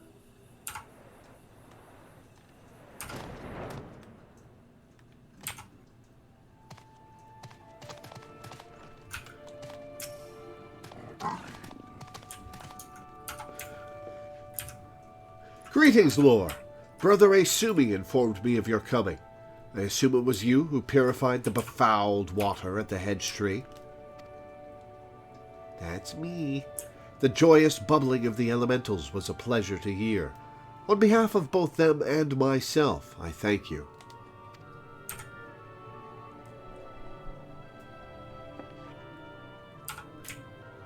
Now, without further ado, let us speak of that which Brother Asumi sent you here to learn. I trust you did not find it strange to be asked to tend to a tree when your lesson this day concerns the element of water. Everything needs water. One need not have studied botany to realize that the forest requires more than rich soil to flourish. Water is essential for carrying the nutrients in the earth from a tree's roots all the way to the very tips of its leaves. This precious liquid is the lifeblood of the Twelveswood. Without it, naught would grow. But should it rise in too great a volume, and too swiftly, the nourishing flow will become a crashing wave that washes away all before it. It is important to realize that all of nature is in balance. As conjuring derives its power from nature, we must take care not to use our art in a manner like to disrupt this state. Ever must we be mindful of the ceaseless tug-of-war embodied in creation, this fruitful stalemate of the elements. Brother Joaquin, are you about? Maxim Milwa? I am here, sir. What has transpired?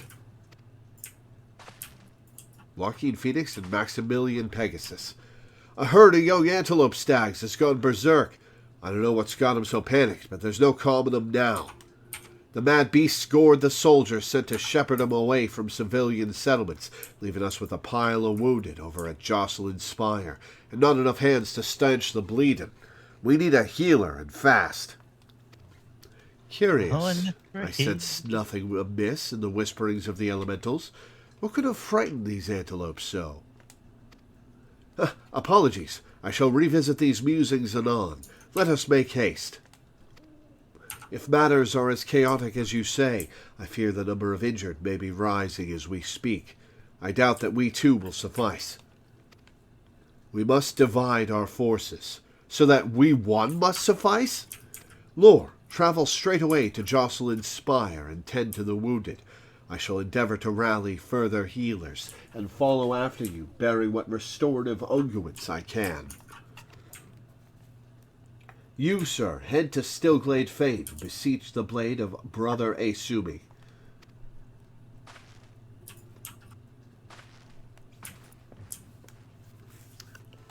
Okay.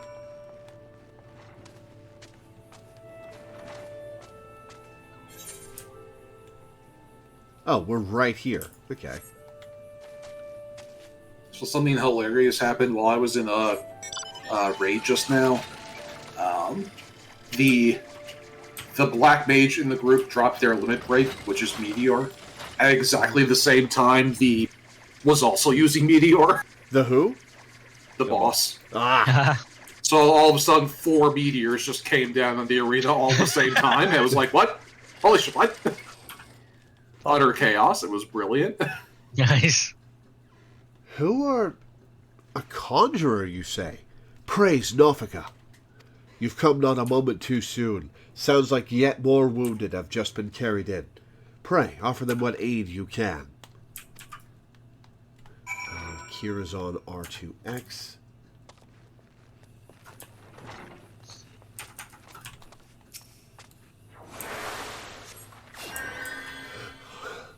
Oh, I can breathe again. Thank you. These folk are out of danger for the present, but I fear our reprieve shall be brief. The battle with the stags yet rages, and there are reports of yet more wounded. I bid you join the wood whalers and help put an end to this. Seek them just off the road that leads to the northeast, and do not worry, my art should be sufficient to prevent matters from worsening here. Now go. Bring some destruction. It's what I do. Okay, and mount.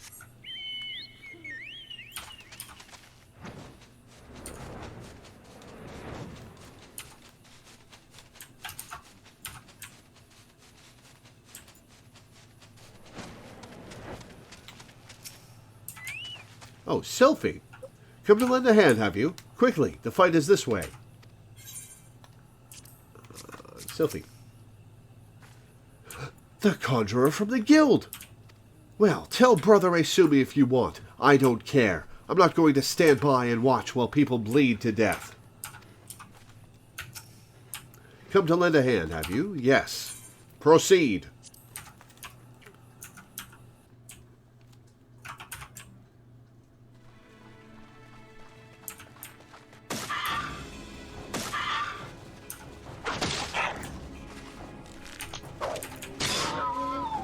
You guys are weak.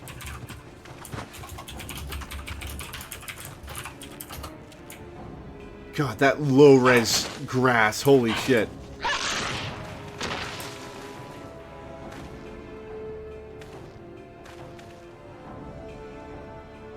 Conjurer, your aid.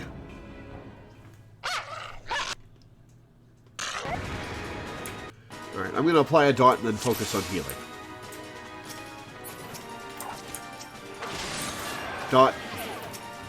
Dot. Dot.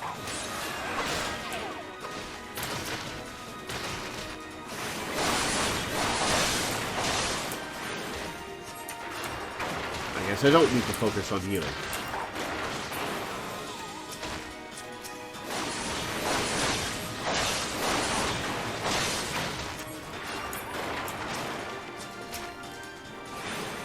Oh, there's more antelopes. Okay.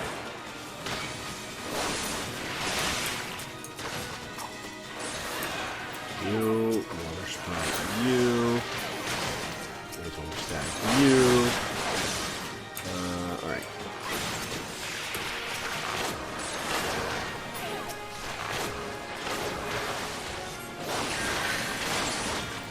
Oh shit. They're running low on health and I can't heal very hard.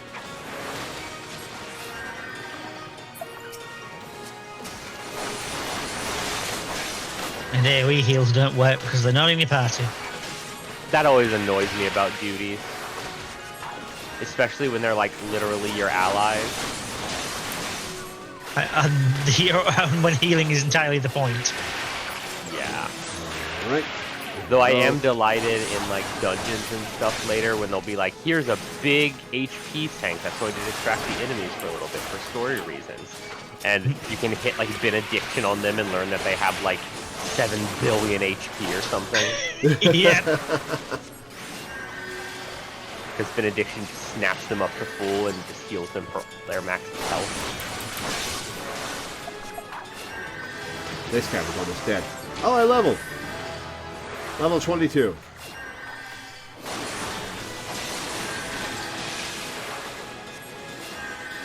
Oh, we did it. Okay. Whew! The tank in this dungeon that I'm in is Johnny Cash, but it's spelt like computer cash. Ha.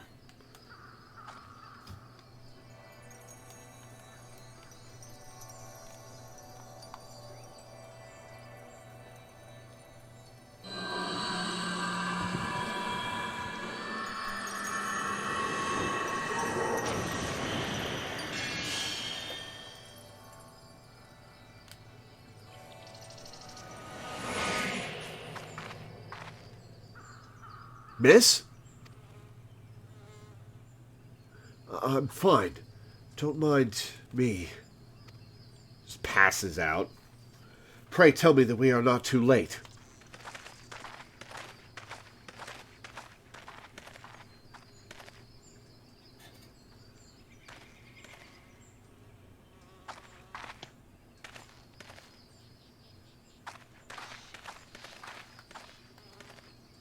Sylphie, what have you done? I forbade you from using such methods. Guildmaster. Her mouth did not move with that line. I will not see you repeat your mother's mistakes. My mother never did anything wrong. Oh wow, she's booking it. That's faster than most characters in this game can run. Lore, may I ask that you follow her? Please. I fear my presence will only serve to provoke her further. She cannot have gone far in her weakened state. What? She's so used to running off that she has sprint bound to a hotkey. It's fine.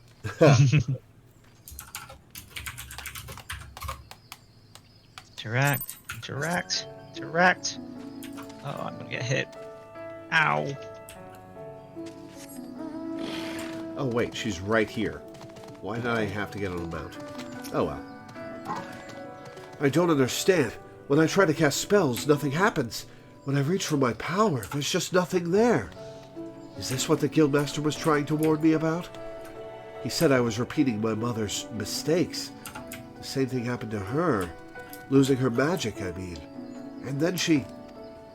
Am I going to die? Oh, that's a brutal thing to have to worry about when you're a kid. This can't be happening. I didn't think... Please, I need to be alone.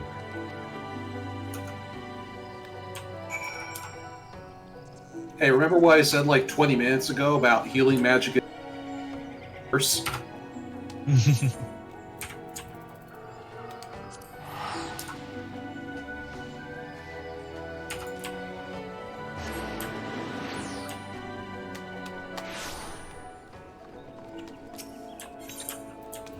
Ethernet, Conjurer's Guild.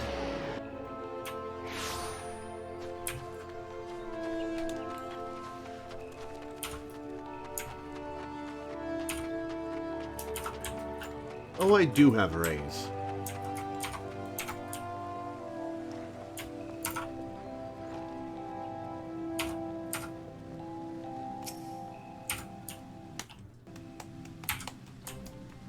Lore, you have returned at last. Were you able to speak with Sylphie? Yeah, she's scared out of her mind. Hopefully she comes back. I see. I once taught you that conjurers harness the power of nature, that we might bring about change. Earth, wind, water, healing. No fire, though. The principle is no different. Fire is the domain of the Black Mage. For the art of mending, we draw on the boundless life force of nature and bestow it upon the wounded. Sylphie has never sought to borrow from that bounty. By the way, Law, do you remember Thursday? Thursday? Thursday? Yeah, the 21st night of September. Oh. Yes. Good. Was that it? Was that the entire joke? Everyone disliked that. I can only make the joke once a year. And Well, you should have made it on the chance. 21st. You don't get credit for it 2 days later. You can't say it on the day because you can't remember that. Okay, You he's can't got a remember point each there, other. Minda. I mean, it's not like only 1 year ever happens. You can remember the 21st night of September of a previous year. Anyway. The wedding I went to had that play, and apparently it's one of the reasons they chose the 21st of September. That's So they can remember. Oh, that's nice. Yeah, it was very sweet. The groom cried. He's one of my best buddies. I almost cried with him. You don't get the reference? It's an Earth, Wind, and Fire song, September. Yeah, look it up. It's really good. I love Earth, Wind, and Fire. Though my favorite version of it is the mashup with Foo Fighters' Walk. Yeah. It's one of those songs that is basically a built-in... Oh, were you because saying it that comes because every he year. listed off the elements, Danny? Yes. Okay.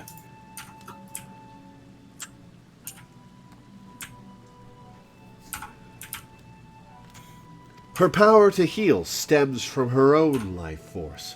The vital energies of mortals are, however, finite, and now that which I most feared has come to pass.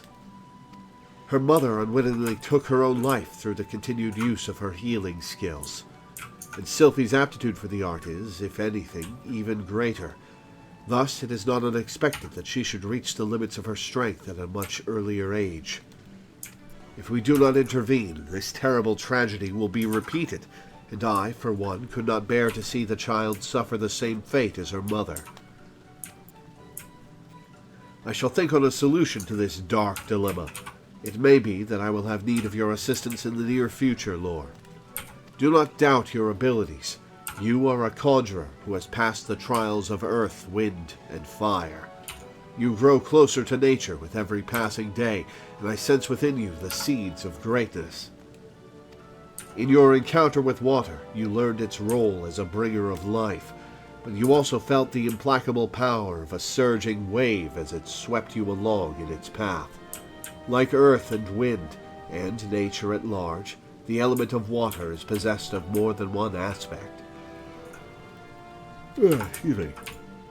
Having completed the third lesson, I am satisfied that you have mastered the fundamentals of conjuring. Yet this is but the beginning of your journey. Henceforth, you must strive to attune yourself ever more closely to the elements and to nature. Ash Wand, Ash Shield.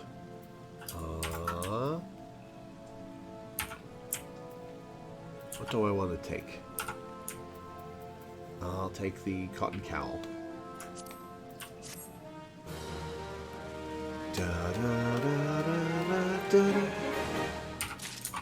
Okay, I need to rearrange my equipment.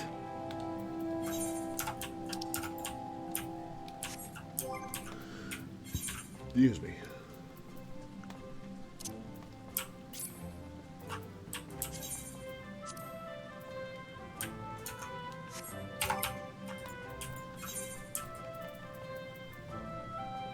Ash Wand has the same magic damage and attack and delay of what I've got equipped. Place it on my chest. Character. Get recommended gear. Oh, I already had an ash wand. Alright. I need to buy better gear. Don't worry about it until you're, like, caught up with the... You know, with the story quest. I have item level 14, and I'm about to go into a level 20 quest. You're fine. Alright then. You can go, until like level 30, you can do these quests naked, and it doesn't make a really noticeable difference, to be perfectly honest. Fair enough. Sylphie's Trials. Greetings, Lore. You radiate the confidence of a conjurer who neglects not her study of the elements. I confess I have no lesson for you to learn this day.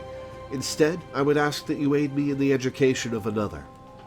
Yes, I speak of Sylphie. After no small amount of prompting, bordering on coercion, the child has finally promised to attempt to embrace the forces of nature. But I am afraid the matter is not so easily resolved. Every time I see this name Sylphie, I'm reminded of there's a streamer named Matako who does Final Fantasy speedruns. And he during the Final Fantasy IX guarded only $20% speedrun that took 24 hours on ESA.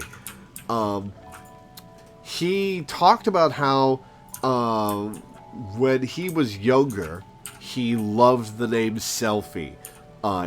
From Final Fantasy VIII, and he decided that he wanted to name his potential future child Selphie. And then the 2000s happened, and Selphie began to mean something very different. Yep. And now he's had the name ruined as a potential child name. Because it would be child abuse to inflict that name on a child, right? It really would be. It would nowadays. Which is such a shame, because it is a good name. It is a cute name, but no. It's... Oh, that sucks for him. Just name your child Narcissist at that point. Yeah. Oh, well, Narcissus, the original figure. Narcissus is the name, yeah. That's... Yeah. After no small amount of prompting, bordering on coercion, the child has finally promised to attempt to embrace the forces of nature, but I am afraid the matter is not so easily resolved. Sylphie has never attempted to learn the basic offensive spells that you and most other conjurers mastered before first venturing into the wild. As such, she is ill-equipped to undertake the trials which furnished you and your peers with an understanding of the elements. Put simply, she is no match for the tainted spirits of nature. But if a more capable conjurer were to accompany her and purify the corruption in her stead, it may yet serve to impress upon her the power of the forces at work. I bid you take her on a pilgrimage around the Twelveswood and give her the opportunity to witness these confrontations firsthand. What level does Conjurer learn Raise at? 12. So Sylphie is a level 12 Conjurer at least. Let me double check real quick. Earth, wind, water. She must know them all. Show her the majesty and primal ferocity of nature. As it was with you, let Earth be her first lesson. Sylphie awaits you at Bent Branch Meadows. Pray, forgive my presumption, but I thought it best to send her on ahead while her conviction remained strong. Puts down the conjurer quest, goes do something else for 20 hours, comes back. She's dead. Oh no. What have I done? Once you have located the patch of corrupted soil at Bent Branch, draw forth the tainted sprite and let her witness the struggle that ensues. May the elementals aid you in this endeavor, Lore. To Bent Branch. Da da da da da da da da da da da da da da. The opening of that, the da-da-da-da, reminded me of the Wind Waker song with the tornado that teleported you. I still gotta play Wind Waker. It's good. You know, I will say I appreciate the Zelda series for having games with so many different fucking vibes. Yeah. 8.6 out of 10. Too much water. Yeah, like even like between Ocarina of Time and Majora's Mask, the vibe difference is enormous. Yeah. Majora's been pretty fun to go through blind on stream. Good. Honestly, that one of the biggest vibe differences has gotta be Link's Awakening. Oh, the ending to that game pisses me off so much. Oh no! Oh no! Our tank just.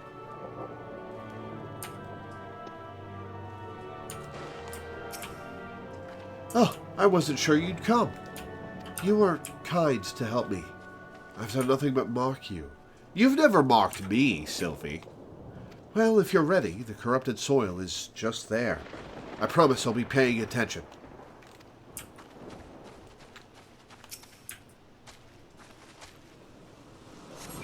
Whoa!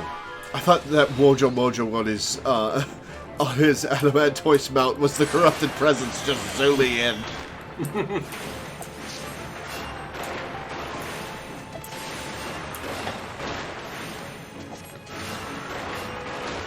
I've done nothing but mock you. No, you haven't. And Sophie's like, oh, you haven't looked at my Tumblr. Okay. Don't worry, I haven't Never mind. Ben. I've been Forget I said vague. anything. I've been vague blogging about you for hours. Yes. I wasn't scared. I was just a little startled, that's all. It was as if a mass of solid wrath had erupted from the ground. I've never felt anything like... never mind. We have to head to the Bannock next. Let's get this over with. Child, are you walking on your own, defenseless? Why not go with me? Just post like, I can't believe some organizations will let a stranger to the 12's Wood walk in and learn conjuring. Meanwhile, a person of a family with talented healing skills gets shunned because she's different! Exclamation point. Did she actually say that? No, I'm just imagining like the Tumblr blog, you know? Ah, gotcha. I'm not like other conjurers. I'm just Other built conjurers, different. me. Well, now you got me thinking about Edge Runner. That came out a year ago. That was great. Wait, so Sylphie is the Okay. Tumblr user, and Alphino is the Reddit user. Yeah, that sounds accurate. It's still so funny that Yoshi P has said, oh yeah, Alphino's character development is basically that he stops using Reddit. Yeah, yeah. That's the most amazing description.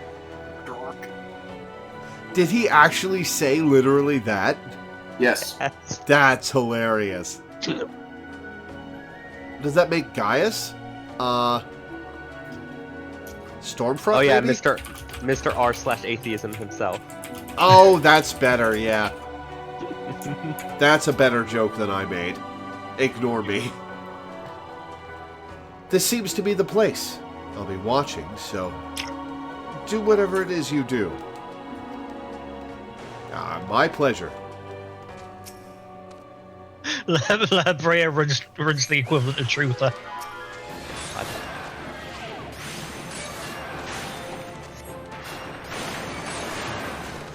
Cannot wait for the 1,000-Year Door remake. I'm really looking forward to it also. That's going to be my first exposure to 1,000-Year Door, and I'm excited to play it for the first time. Do you think they'll actually localize Vivian as trans this time?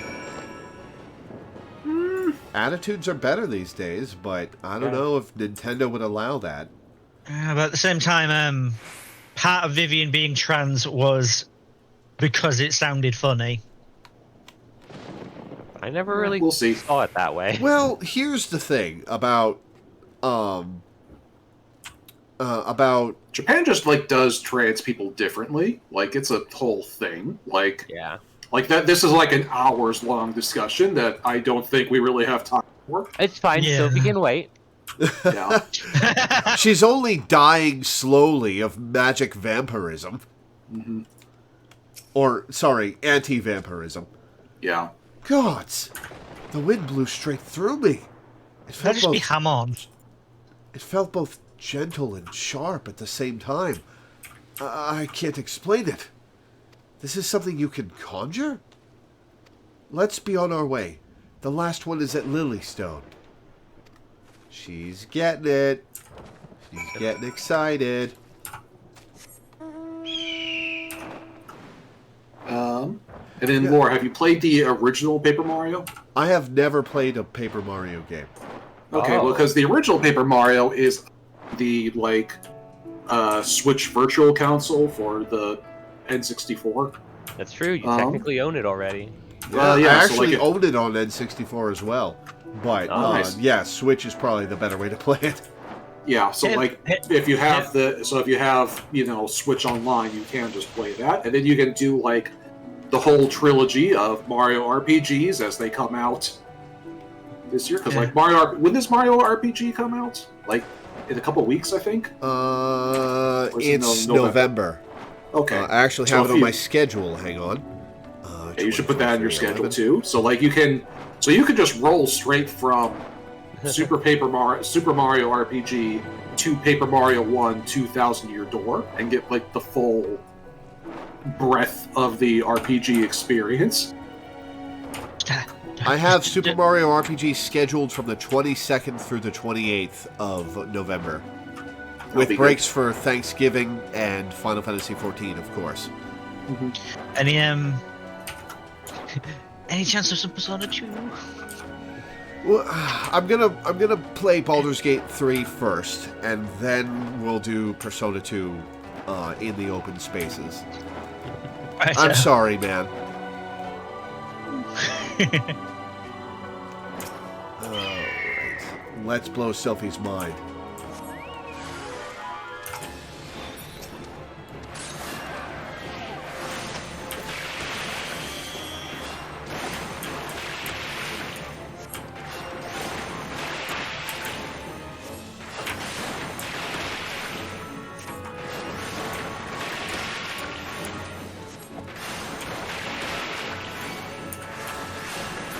Hope you've learned your lesson, Sylphie. Behold the power of chocobos.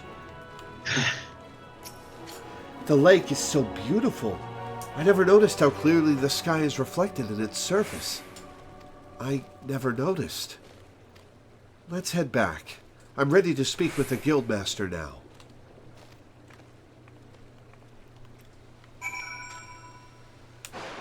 Alright, back to New Gridania. You were right. That was easy, Minda. You get back and the guildmaster's like, you understand now. Now you know what you're about to lose. Get out. Oh, no.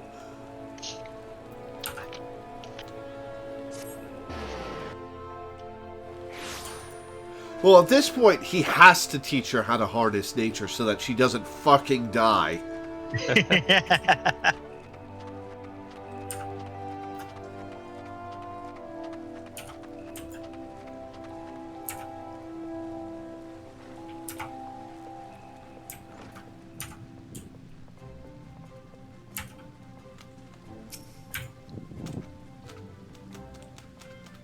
Welcome back, my avid conjurers. How fared you in your encounter with the elements?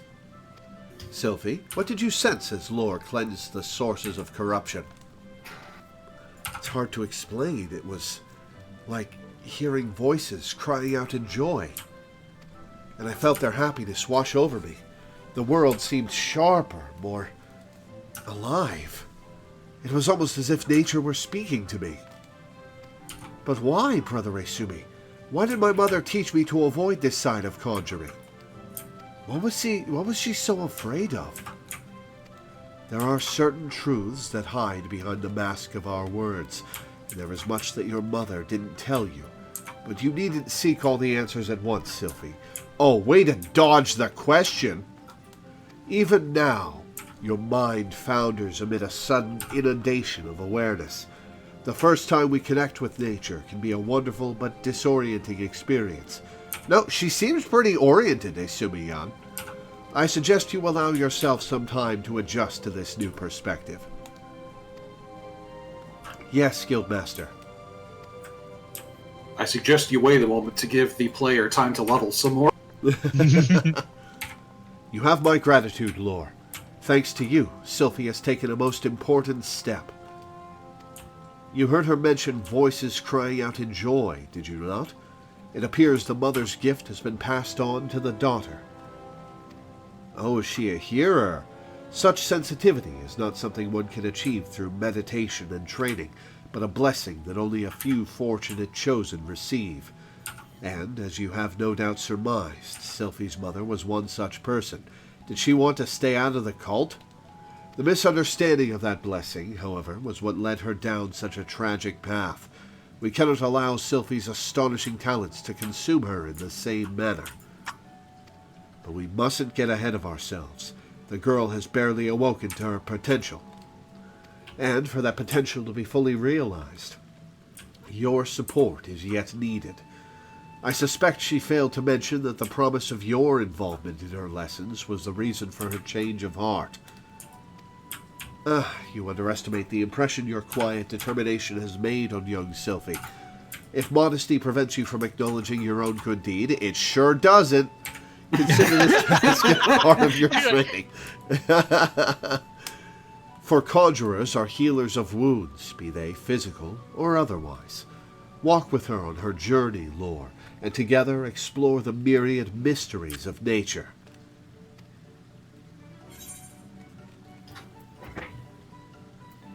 I already have the ash mask from another. That's an up for me.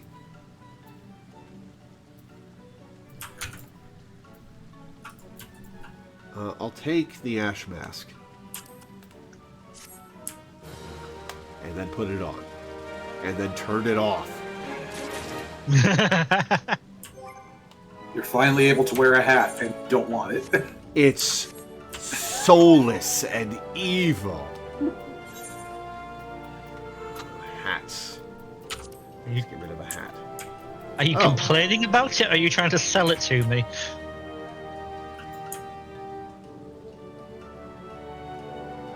Wait, I have an ash mask in my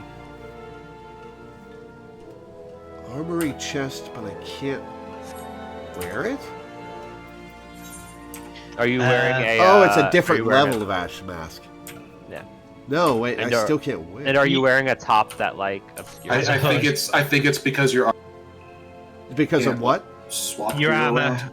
Your armor probably has its head slot taken by the chest piece. It'll be a cowl. Oh, yeah. Oh, yeah, that would do it. Okay, well, that's Conjurer for now. So that's Dark Knight and Conjurer out of the way. I'm going to take a quick break, and while I'm on break, I'll ponder what class I want to do next.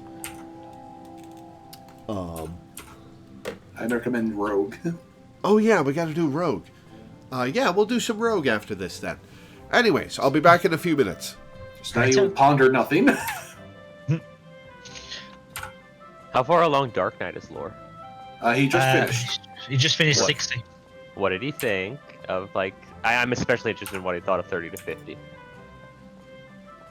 Oh, he did that ages ago. Oh I yeah, know. I've been absent for a while. yeah. The Frey is now a meme. Frey Frey is is now a hell of a meme. yeah. Frey is Law's repressed Sense of libido. direction. No, libido. Ah. Frey is also Laura's sense of direction, which Yeah. he that's is the one I not picked able up to, which he is not able to harness without physically present. But yeah, Law kept saying, okay, you don't need to force your kinks on everybody, Frey. And then that became And it a turned bigger out that and Frey bigger is thing. him, and it's like, no. That's fun. There was also the funniest was, I think, the one moment where he was like, "God damn it! Why do people keep acting like Frey is?" Oh no!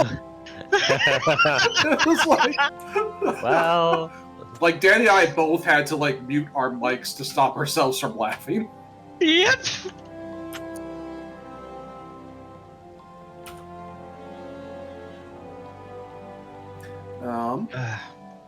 And then like somehow Frey also became Lore's sense of direction because he gets lost all the damn time. It's like it's bizarre.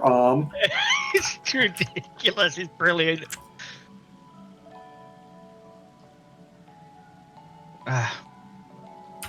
And somehow we start blaming that on Frey as well. I'll tell you after stream once Law's not around. But there was another reason me and Minda had to mute our mics when Law said something when we were off stream. Oh, that's yeah. just half of Final Fantasy XIV.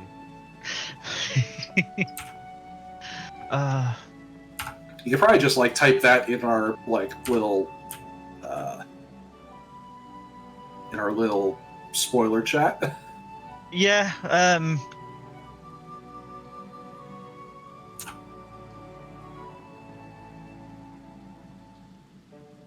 Because yeah, for those of you playing at home, Danny, Teddy, and I have a have like a private Discord group just to discuss spoilers. That is true. Mostly for business purposes, because it's like, is it okay to tell Lore this? It's not okay to tell Lore this. Okay, but we can tell Lore this part.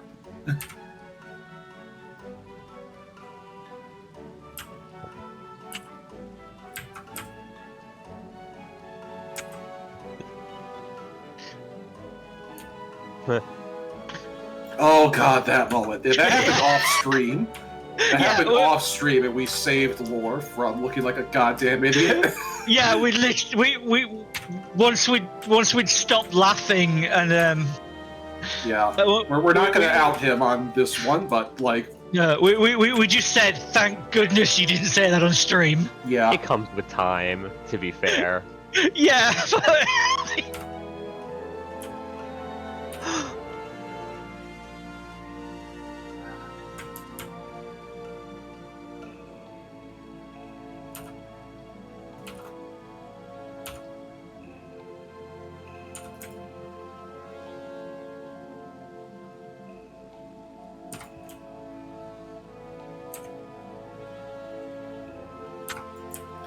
another funny off-stream story from this week was we got to somehow we ended up talking about a board game that Danny and I both very very much like called Red Dragon Inn, which is a card game about basically playing like D&D fantasy type characters, just hanging out in an inn, drinking, gambling, and having a good time. It's a great little game, and there are like 1,000 characters. There are like not 1,000, like 70, 80 characters for it at this point. Like, I didn't want to exaggerate because the number is actually absurd without hyperbole. And it's a great little game. And so on Wednesday, we were playing together and chit-chatting and saying, it's like, oh yeah, Red Dragon Inn, that's a great game. And I had completely forgotten that I had already ordered the next set of Red Dragon Inn characters. And so the day after we were talking about Red Dragon Inn, it's like, oh, maybe like see if we can stream that or something because it's on Tabletop Simulator. Yeah, and then literally the next day I got another bundle of Red Dragon Inn characters. What else would be good? You know, if I was better at balancing that kind of thing, I would absolutely be interested in adapting Final Fantasy characters into Red Dragon Inn. Oh, that'd be fun. Did you guys hear about them making a TTRPG of Fortnite? Yes, I want it. There is no way I'd ever be able to afford it with what's going on now, but I definitely want to see what the mechanics are actually like before I invest in it. Yeah, I will certainly buy it. So, if nothing else, you'll be able to like, you know, bother me about like details of how it plays. Yeah. God, that'd be so... If you end up hosting a game, definitely invite me to play. Yeah.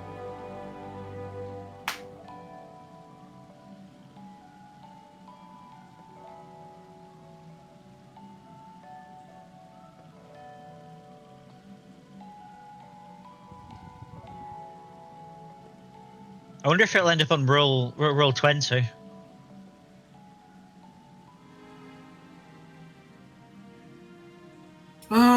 Well, if it's popular enough, certainly it will. Depends on how much Square Enix wants to push it outside of America.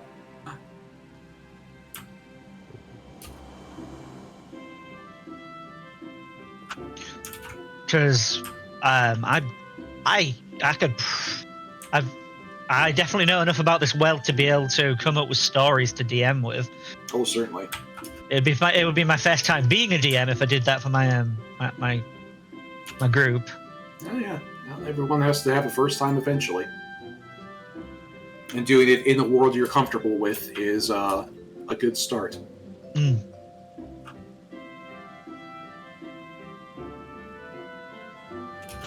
I've already got like a grand plan to one of my players who I introduced them to D, and I have a grand plan to like sort of dip their toes into the DMing side of things, and we'll actually probably get to do that in the next couple of months because we're going to have a break in our campaign, and they'll have a chance to run their one-shots later, which I'm looking forward to.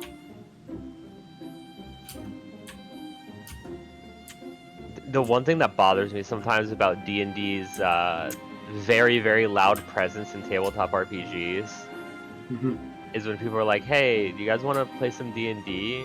And then I say, oh yeah, I'd be into that. And it's like, well, it's not Dungeons & Dragons, but instead it's this other tabletop game. And then I'm like, why didn't you just say, do you guys want to play this tabletop game? And then say the tabletop game. Yeah. Like, please. Yeah. I'm more interested in non-D&D ones, so... Yeah. Yeah. Yeah, OSP had that great video like 6 months ago that was just other tabletop RPGs. Oh, I gotta know which ones they mentioned in it, then. I don't know. Here, let me I bring feel up like the video. Exalted would be up their alley with a lot of their games. Or a lot of their videos. I kind of figured that you could possibly make if you were to treat the the classes as your personas. I figured you could actually make a persona game work. Oh, I mean, speaking of Persona-esque games, I ever told you about the tabletop RPG Eidolon Become Your Best Self? Ah, you've mentioned that before. Have I mentioned that the latest version of it uses tarot cards instead of dice? Oh, interesting. Yes. Instead of rolling dice based on your stat, you draw a number of cards from the top of the Fate deck, and then you choose from those cards, and each card, of course, it's the major arcana. Each card has an outcome, such as Death is a neutral outcome card. It's something ends and something else begins. The Tower is a negative card. It's like, oh, basically the worst thing possible happens. Yes, stuff like that. Yeah. Is the worst thing possible a dick chariot? Because that is pretty high up on the list. No, the chariot is you exceed your limits. I'm talking about Mara in Persona. Mara. I know, I'm just playing around. Okay. But yeah, Eidolon Become Your Best Self is basically them being like, JoJo's Bizarre Adventure and Persona could probably kind of be put together in a blender. Sounds good. Speaking of dick chariots, I saw you guys talking about my experiences with Frey in chat. I was curious how you took the quest line. Oh, you weren't around for that. Yeah. Oh my god, no. Okay, so the first time I met Frey, when I concluded that part of the quest, I was asked by Minda and Danny what the reservations I was expressing were, and I said, yeah, but she's kind of horny about it. And that just became a running joke about the character, To the point where I spent like 5 straight minutes riffing on Frey being horny in the middle of a crowded street.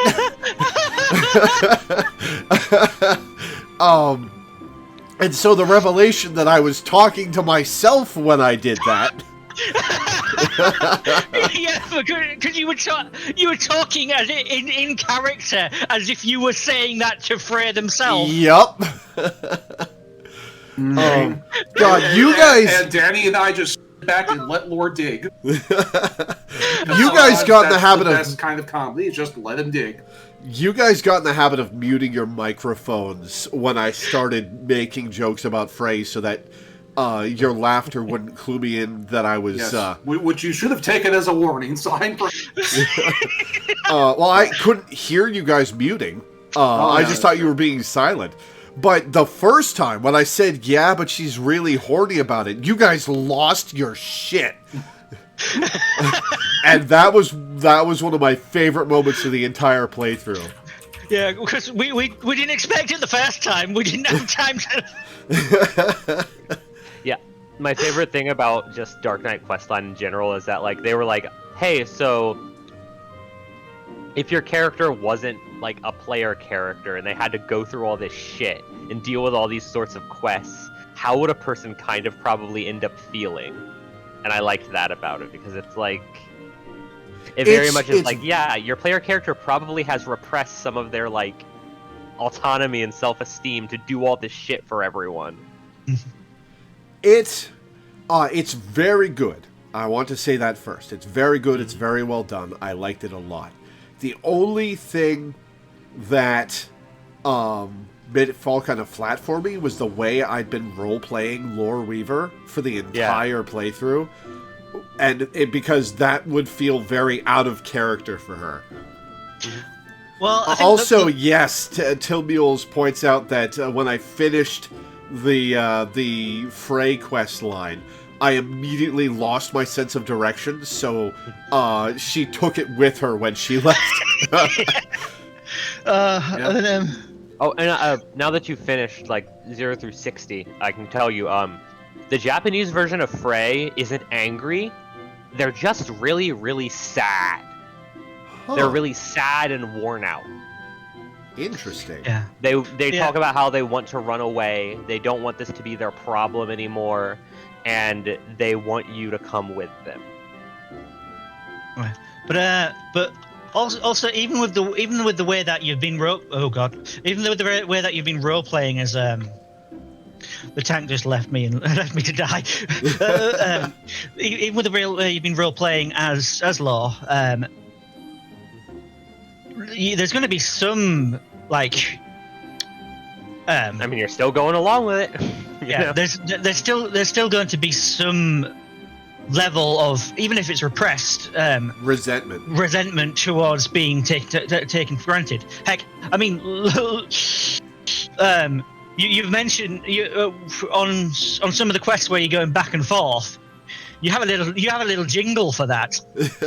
Back and forth across the world. When will we do things? Yeah, like I remember, like we kind of like called you too, because you were like, I don't know, I think Frey is just like way too negative adventure for her to like genuinely be a part of myself, and then we were like, here are the receipts. Like this is in fact a real feeling. On some level, it's a real feeling.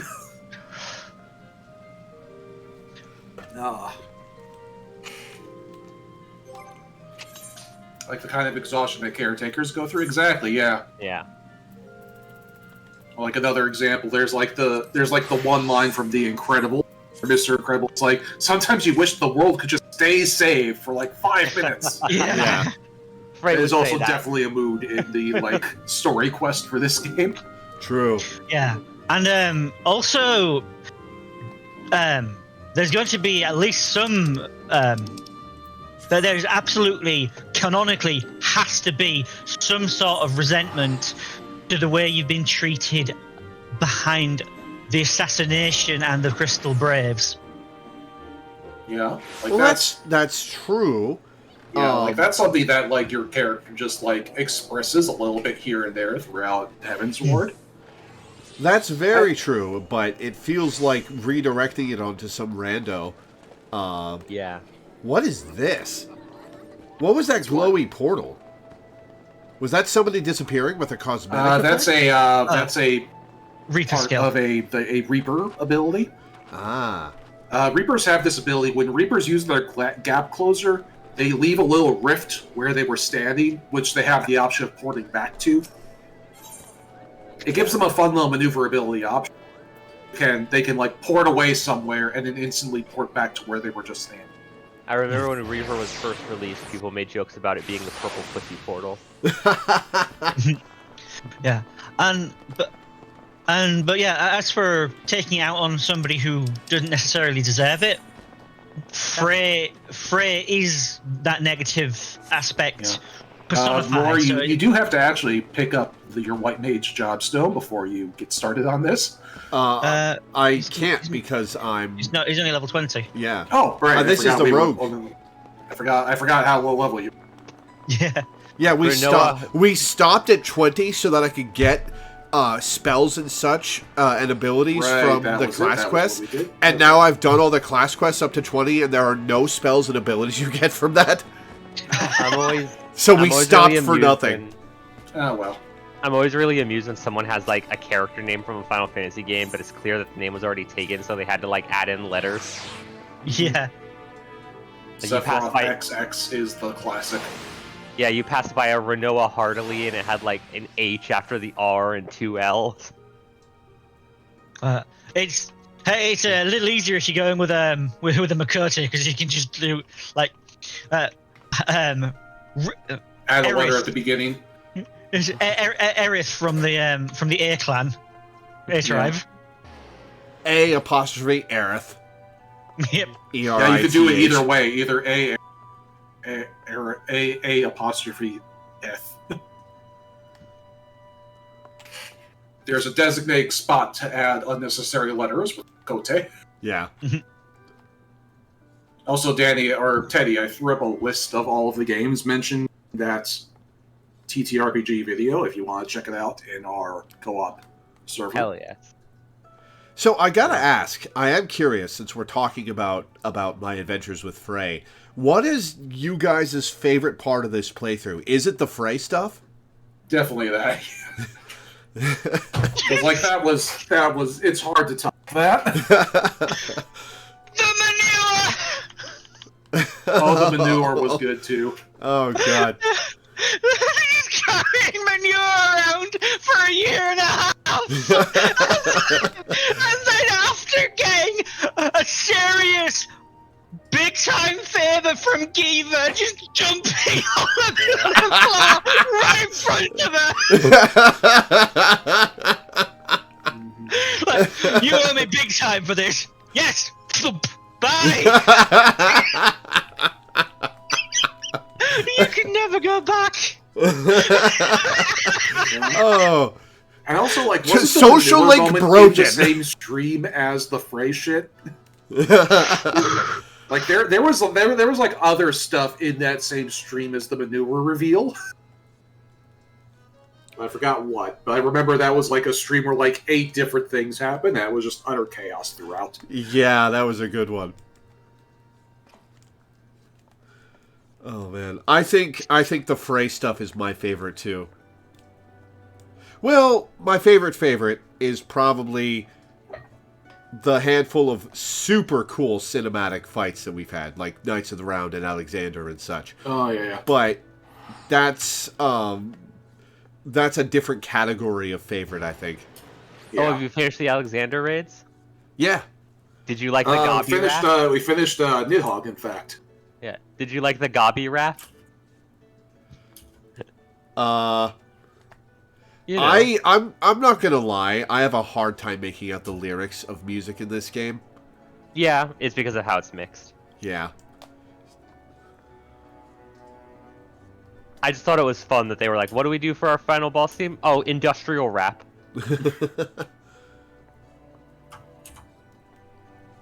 I like the part where you started to feel something for the characters. They're good characters. Well, past A Realm Reborn, they're good characters. um, A Realm Reborn is like manure. It stinks. It's unpleasant to be around, but it's fun to goddamn, does dump on something carpentry nice. floors. Yeah, but goddamn, does something nice grow out of it? Yeah. I think the best examples of that are the times when I get really murderous, like after Horschfont died. And I feel very personally wronged and am ready to tear somebody's heart out. Yeah. Yeah. You might like the next set of Dark Knight quests, Smiley Face. Ooh. Not gonna say any more, but you might like them, Smiley Face. Yeah, poor Horschfont. I was not expecting him to die. He's one of Alana's favorite characters, and she was always very excited for me to experience him and learn more about him, and now I know why. Also, you at one point you said that I got way too excited about him. It's like, I get way too excited about every character. Every time you bumped into a new character, I'm like, yes! Lord still hasn't met my favorite character. Who is Mine my either. favorite character? Who is your favorite character? That's a good question. That's a good question. Let me think about that for a sec. Tataru. She is the most powerful scion. I fear her the most. Let me actually think about that, because Tataru might be the answer just because she's cute and fun. But there's been a lot of game over the last year and a half for me There to has think been. over. Do you like the game? Are you having fun? I am. Even when I disliked aspects of the game and found them a little boring, it's been very fun to play with you guys.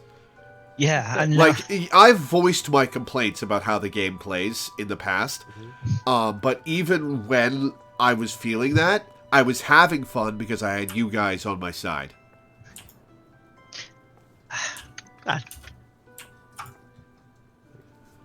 Yeah, I can't say who my favorite character. Well, like, first of all, like, it's a toss up because like there are a few characters that lore hasn't met yet.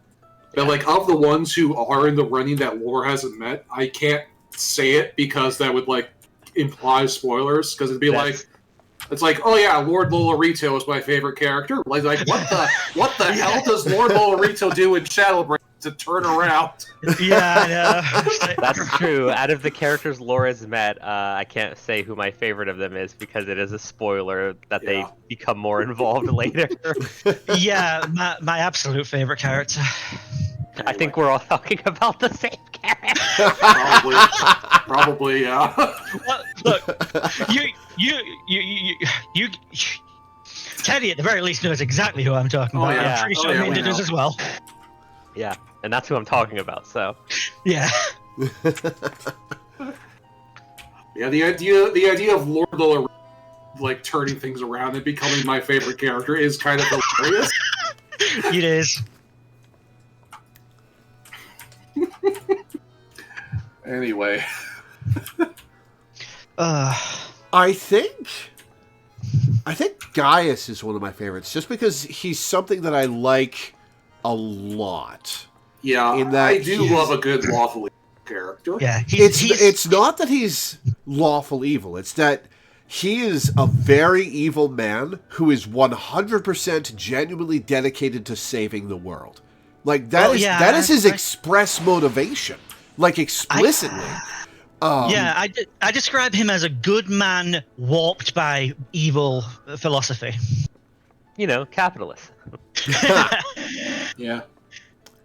And that's a character that's a character type that I'm a real sucker for, to the degree that I've got a whole superhero universe based around that idea.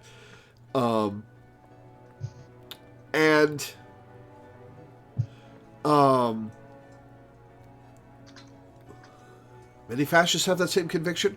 Well, some of them do. A lot of them, it's... They may say that, but they just want power. They just want to enrich themselves. There are, of course, evil people in the real world who genuinely think they're doing good for people, but most of them are just self-interested. I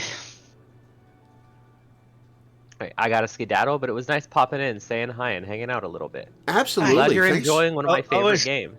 Always good to have you. Yeah, definitely. Thanks for coming, man. Yeah. Have a good one.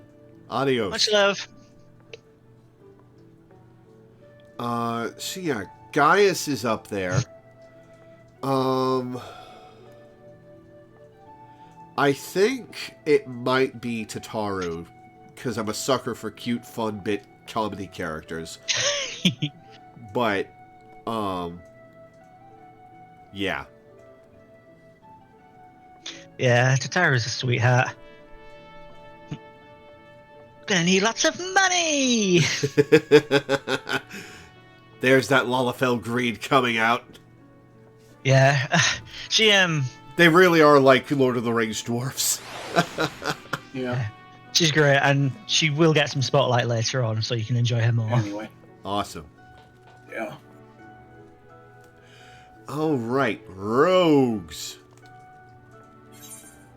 Jack wishes to bring you in on a tricky assignment. I will get throwing dagger.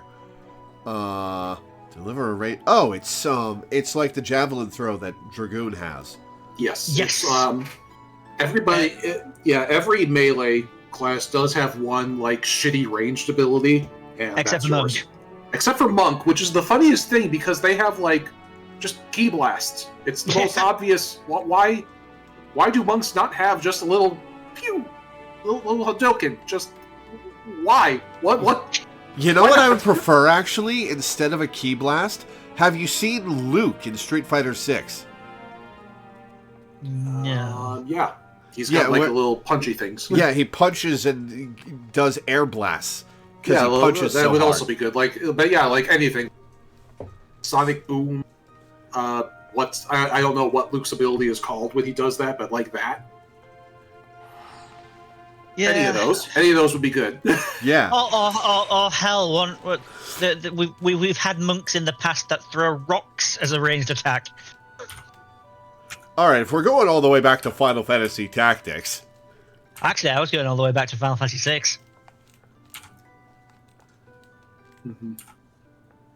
Did Alright. Sabin throw rocks? No, but there were enemy monk types that did. Which gotcha. could be learned by Strago as a blue magic spell. In fact, I think he started with it. Interesting. Oh yeah, flying kick would work well too. Alright, let's start this quest. Ah, lore, just the mort I was hoping to see. We've some nasty trouble brewing. The client's on his way, so sit tight and pay attention. I'm calling Underfoot and the Stray in on this as well. It'll be a right little rogue family reunion.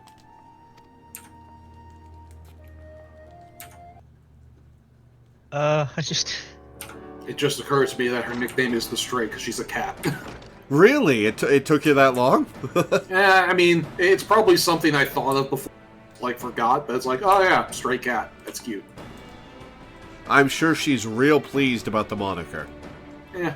I just thought of a ranged attack for monk in rival schools. One of the characters, her ranged attack is to kick so hard the shoe comes off her foot and smacks an enemy. Enchilada.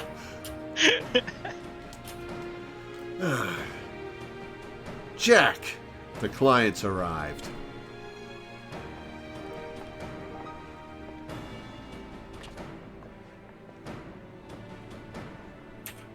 Oh yeah, Underfoot is way more racist than calling the Mikote stray. Our guest here has come from Maelstrom Command, with confidential orders direct from the Admiral herself, so you know this won't be a simple job.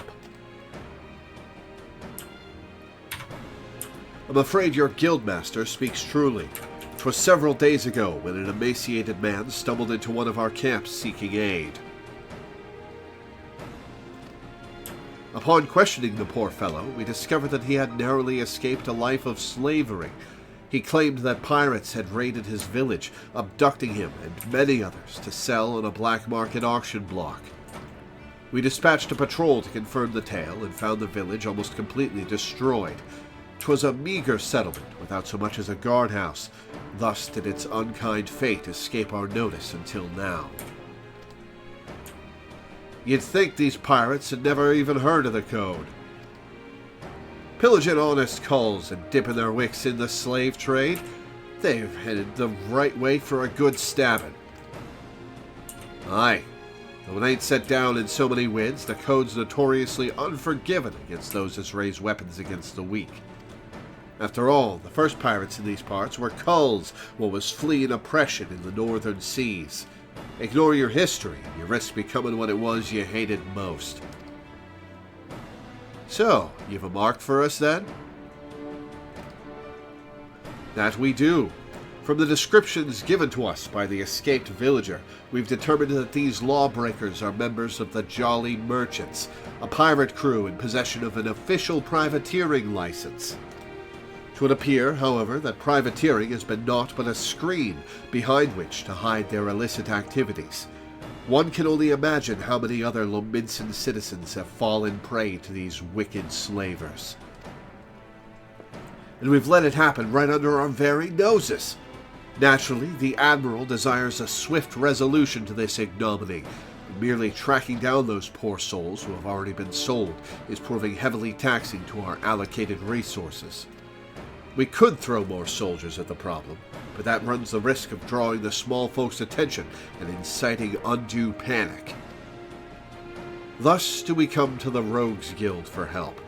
We ask that you eliminate the Jolly Merchants and liberate the villagers presently in their custody. Now you do so with the utmost discretion. Really? 'Cause honestly, they're slavers. I just meteor them out of existence. I'm gonna stab these knives where, they'd have the most uncomfortable time. Probably let them live to experience it for a while, but I'm not sure. I could go either way. Consider it done. When those nasty coves will feel our short blades pricking into their backs, they'll enjoy but a brief moment of regret before the code is rightly enforced. Alright, let's get to work. Oh, what if this is a setup by that Lalafell officer who we saw last time, who didn't like us very much, and we're going after a set of honest privateers. Alright, let's get to work. I'll be going after the Jolly Merchants myself. Underfoot, Verkeb, you two... Oh, now you call her by her name, but not Underfoot. You two lend your skills to the Maelstrom's investigation and see what you can whittle about the culls would have already been sold. Lore, you're coming with me. I think you're ready for the next step of your education.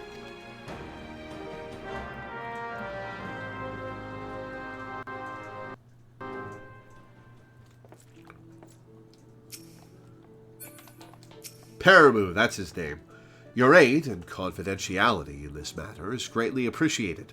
We can now focus on coordinating with the Yellow Jackets to free those unfortunate folk already sold into slavery.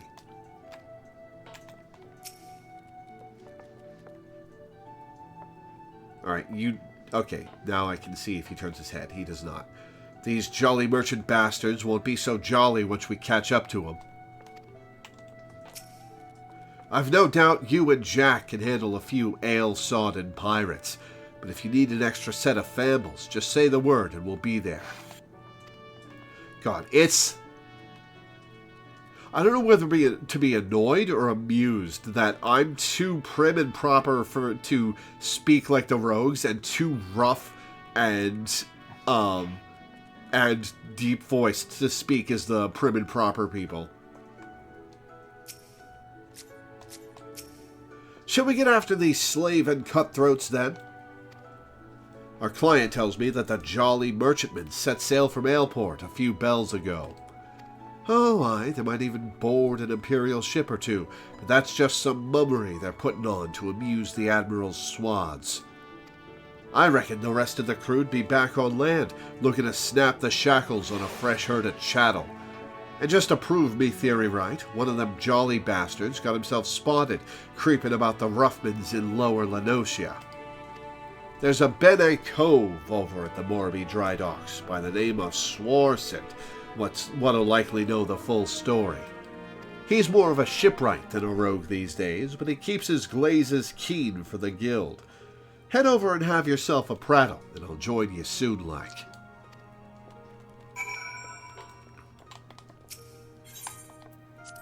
Okay,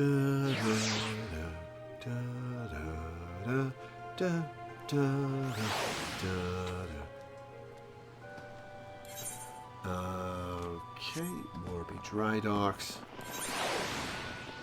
And Lower Lenosia.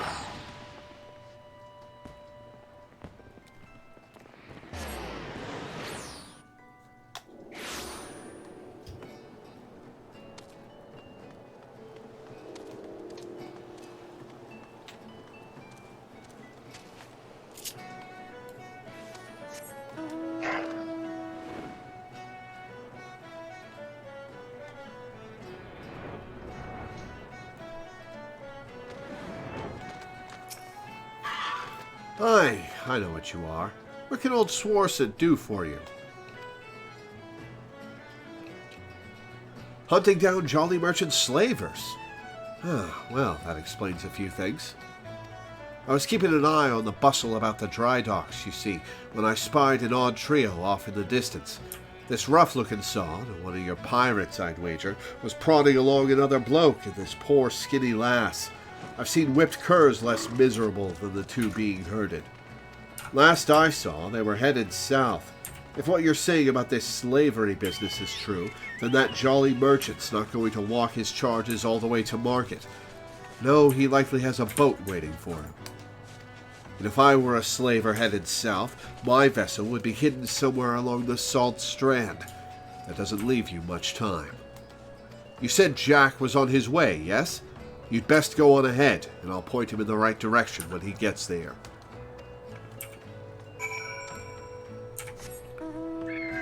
Something that always amuses me about Lola is that sometimes there's a reasonable justification.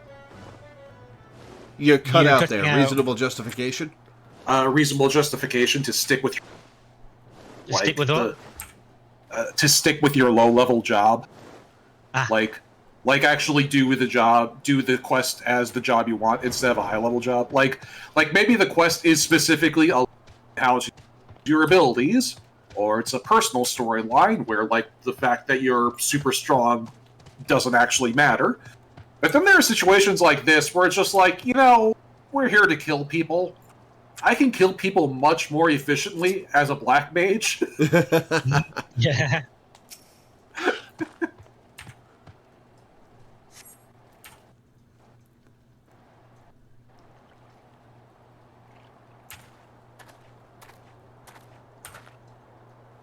Swarcent came through for us, eh? Now what do we got here? This one looks a charmer. Sodden move, I told you. Me peg-legged grandma hobbles quicker than you miserable sacks of shite. Or maybe you need another thrashing, is that it? You already forgot what happens when you try me generous patience? I'm sorry. Please, no more beatings. We walked as fast as we could. We need food, water. Get in the boat and shut your traps. You'll get fed when we reach the other side. The other side? Where are you taking us? Are you challenging me or just plain daft? I told you to keep your bleeding mouth shut. I'm sorry. I didn't mean to. Leviathan Scaly. Oh, she's weeping again. Listen, we're headed to Aleport, all right? That's where me and me shipmates gather to take stock of the merchandise and decide what gets sold where. You see, some buyers want only lads, while others is looking for lasses. As long as we keep these rich bastards happy, we make more coin than we ever did scrapping with the Empire's war galleys. Why are you explaining this to a slave that you're about to sell? I mean, I'm not complaining, it's confirmation that you're the bastards we need to kill, but come on. Not that you care about that, I suppose. What matters to you is that you'll be loaded onto the Jolly Merchantman, sailed off to God's nowhere, and Limsa will be a distant memory. So if I was you, I'd fill that empty belly with one last big gobful of sweet Landosian sea breeze. Have I mentioned I'm evil today? Yeah, just a little bit. I'm sore tempted to put a blade twixt his eyes here and now, but that won't get the job done. No, we'll let him guide us to his mates in Aleport, then we'll mill the whole bloody lot of them. Jolly merchants will get their due, don't you worry about that. They've gone.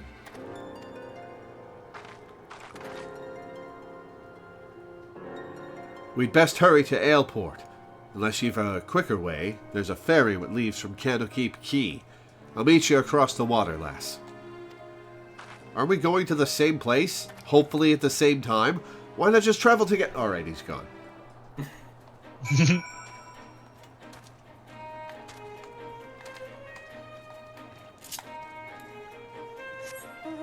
Hey, I got the Adamant toys. Oh my god, it does spin me.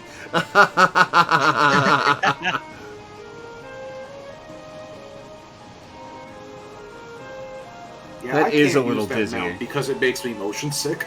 That is a little dizzying. Suppose as long as you're not in first person. Wait, hang on. Oh, first person doesn't spin. No.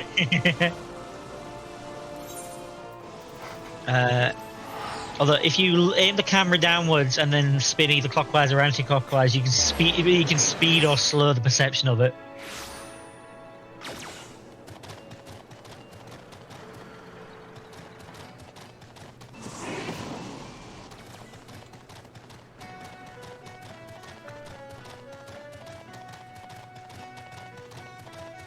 Alright, Jack. Where are you? There he is. Lore, that jolly merchant cove's still with his captives. Seems they've taken a room under an alias. Hide their operation in plain sight. Bold as brass, aye, but it's an old slaver's trick. See, even if some cull recognizes the merchandise, only a single handler gets boned. The rest of the crew just whistles, all innocent-like, while their mate is marched off to cry cockles. And you can bet they've threatened bloody murder for any prisoner what raises a hue and cry. Patience now, lass. We'll just wait until we're sure that all these blackguards have arrived. Meanwhile, you'd better sharpen your stabbers. We've a busy night ahead of us. Alright.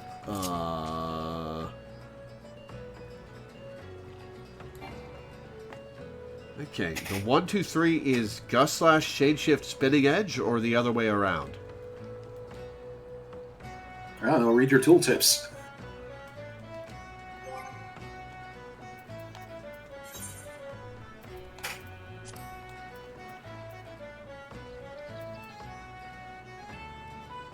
Spinning Edge, Gust Slash, Alien Edge. Okay. Shadeshift is your shield. Ah, I gotcha. Okay, I need to rearrange my,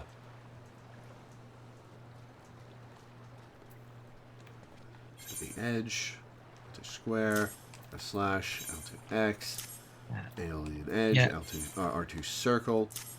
Yeah, don't get too committal to it because you're gonna have to do it again when you get your ninja jobstone. Yeah, but I want it to be comfortable for the next 15 levels.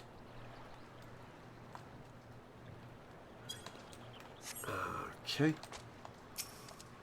Ready for the job, then. Once the jolly merchants are all here, we'll ambush the sods and set their captives free. Proceed.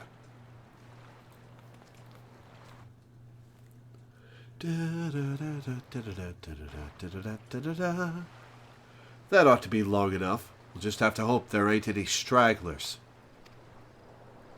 Listen closely now, lass. The merchants are disguised as plain old venturers and have settled themselves in 3 separate rooms here in Aleport. How do we whittle which coves are the merchants? Easy. Take a look at the daddles of that bingo swilling cull over yonder. Speak English! He's wearing lavender gloves, the exact same type what that nasty sod at the Salt Strand had on. That'll be how they find each other in a crowd. Of course, it's also how I whittled where each of the bastards was staying. Just snilched the hopeless glazes of the company they keep, and you can be sure you've found your mark. So, here's the job all laid out for you. We hit all 3 common rooms, mill the merchants quick and dirty like, and get those captives their bleeding lives back. All right? Aye, I'm down. Let's murder some slavers. Oi, the storeroom door's been forced open. Some thieving sod's been at the ale. Was that a warning cry? Oh, they can't have gotten far. Better get the lads and do a sweep in the port. Ugh, is that merchant cove gulping pilfered ale? You'd think they'd be doing their best not to draw attention to themselves, all things considered. Bloody oafs. And now we've got a swarm of yellow jackets buzzing about, looking for blood. If they spot us wandering round in the darkments, I've a feeling they'll axe first and ask questions later. Ha! That's a good one. That is a good one. It'd be best, then, if the patrols never even knew we was here. Alright, so use hide. We'll slip as sneaky as we can into each of the common rooms, and use them telltale lavender gloves to identify our marks. There's innocent culls in there as well, mind, so let's try not to stab any as don't deserve it, eh? I'm thinking we should head out one at a time to better avoid them yellow jackets. So we'll let ye take the lead. After you, Lore. Be warned that stealth is very limited in this game. Like you can only use it Yeah, you can only use it out of combat. Yeah. Oh, I'm right. It makes me move very slowly.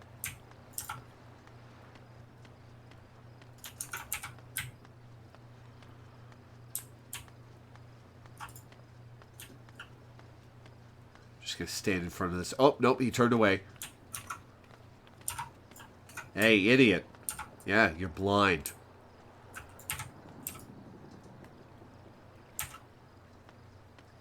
Do do do do do do do do. You're not even, Do, do, you're not do, even do, crouching.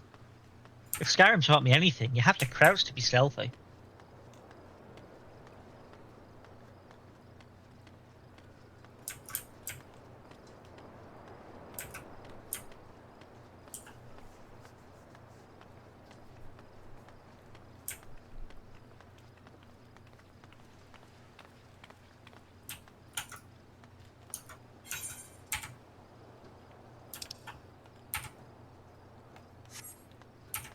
Is it up here? I see somebody's nameplate poking through the wall. So I guess this door.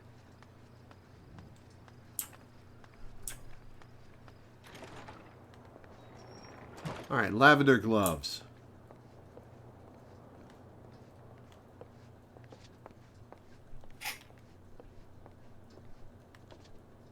I'm not seeing any lavender gloves here. Let me double check.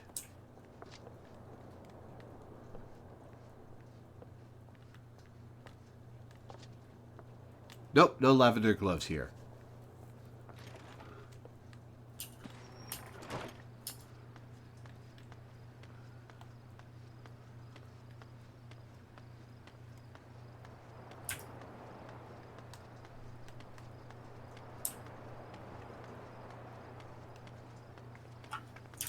What was that? That had an icon in there. Oh, they all have that. Okay.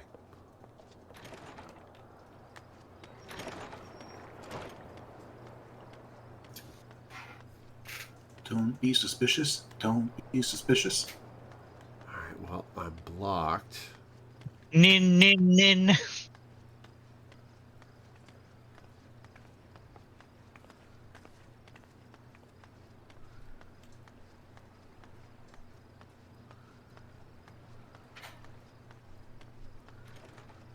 I'm here to assassinate the Overlord. I wasn't supposed to tell you that.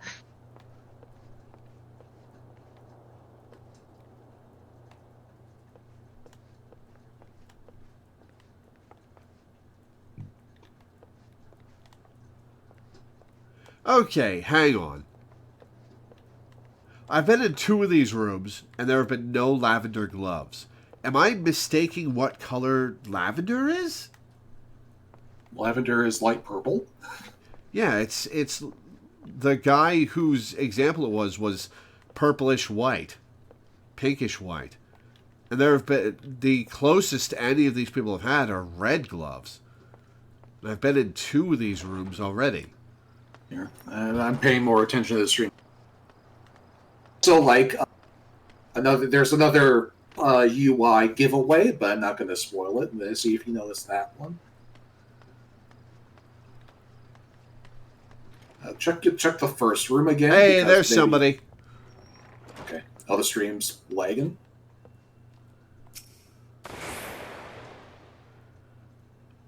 Just doing this in front of him.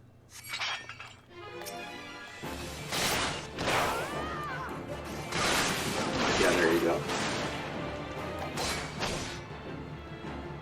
Oh, I don't have aioli in it yet. Right. Not with a level sync.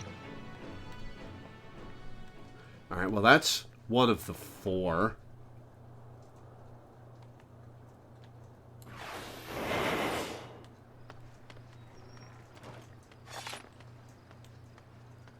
Alright, let's look over here real quick. They are all inside buildings. Yeah, I was just wondering if there was a door over here. There is not.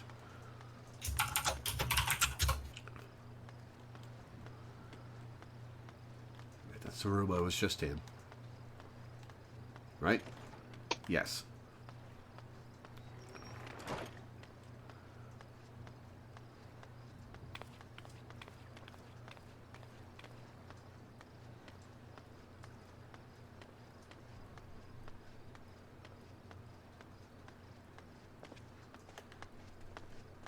Areoli and Edge.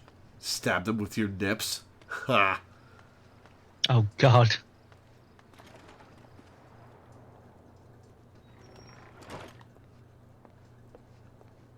Oh, I had to do them in order. Ah, I see. Okay.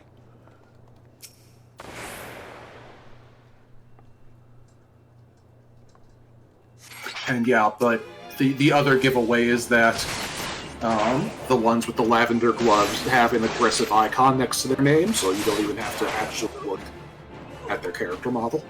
Fair enough.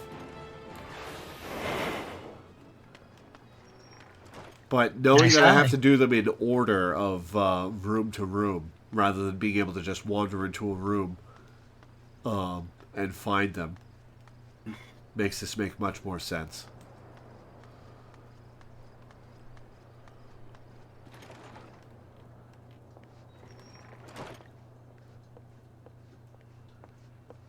And the last 2 are right here.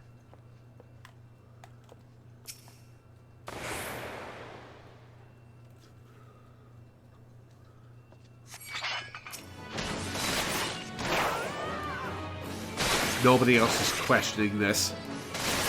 I suppose in Libsa, you don't question things or you'll be in trouble. Mm-hmm.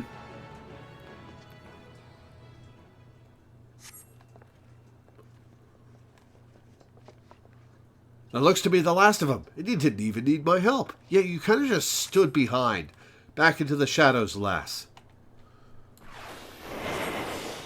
Don't mind if I do.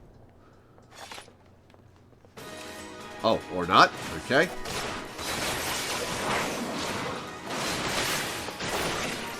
Well, this guy's just cheering us on.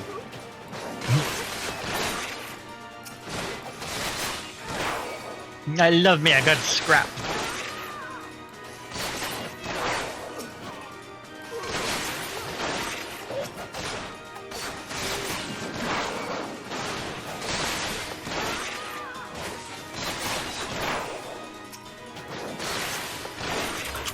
Duty completed.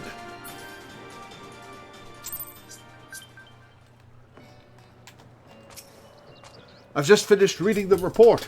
In addition to liberating those unfortunate Lominsan citizens, you've done much to cripple the Jolly Merchant's slaving operation. Thank you. The Admiral shall be most pleased. You're welcome.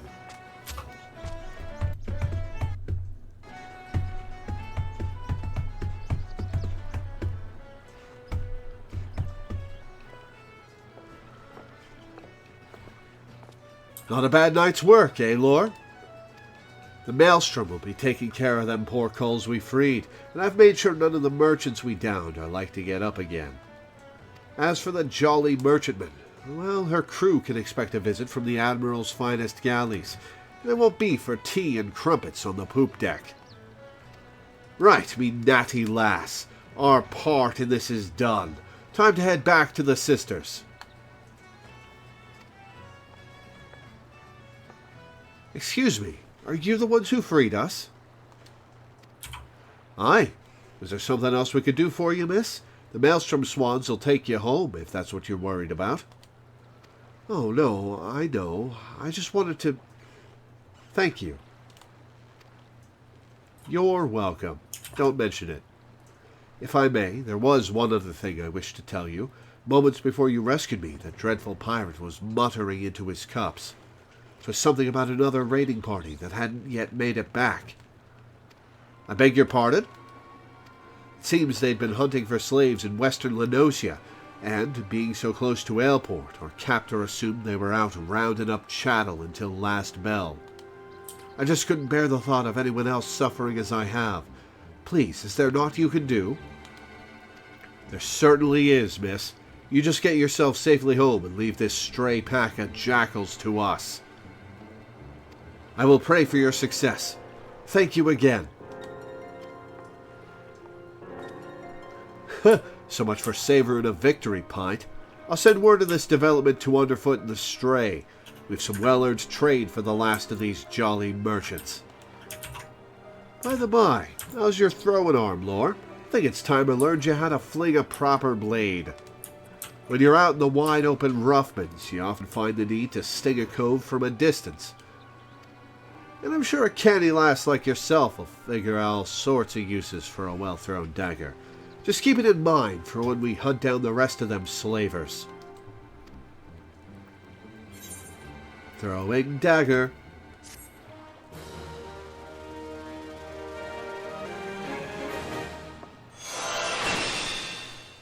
Well, that was a less dramatic fist pump than my other gain ability on level up animations. Okay. What does Trick Attack do again? Trick Attack increases the amount of damage that an enemy takes from you. It needs to be done from stealth or via a certain other debuff that you... So it's a certain other buff that you can cause on yourself later. Okay, so for now it's useless. For now, it's absolutely useless, yes. Which is a little weird that they give it to you this early in the game, and you functionally can't use it for a good long while. Yeah. Yeah, like you can use it on stuff out in the world, but all the bosses in dungeons have true sight, so even if you get close to them while stealth, they will see you. And then using it in the world is also kind of useful. Like, oh yes, I'm going to use 10% buff on this, pheasant that's going to die in 2 seconds either way.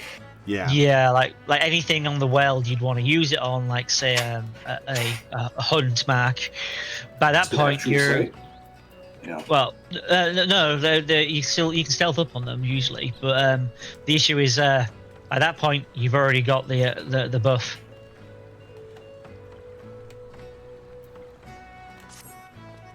Those last few jolly merchant bastards must be camped out somewhere in western Lenosia. Now, if I was a black-blooded, gill-grubbing slaver, where would I be hiding? There's naught to the west but the Sahagin pools.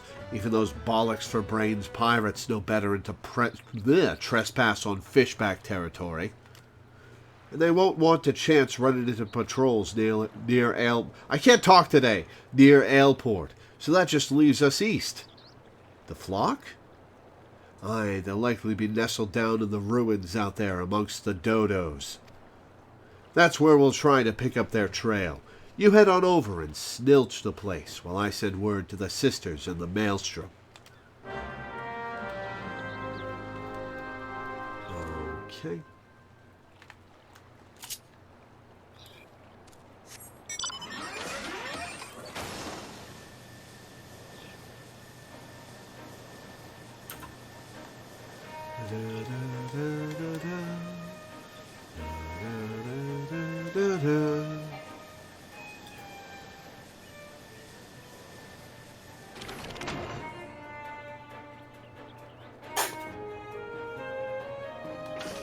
Bless you, kitty.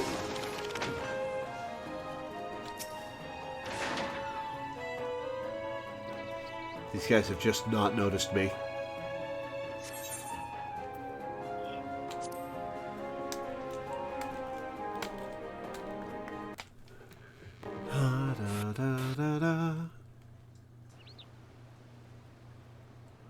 Thank you for freeing us. We've been tied up here since those awful pirates snatched us from our beds. Those are some interesting-looking dodos you've got there, Lore. No sign of the merchants, though, eh? Yes, there was. There were pirates right next to me. Where'd they go?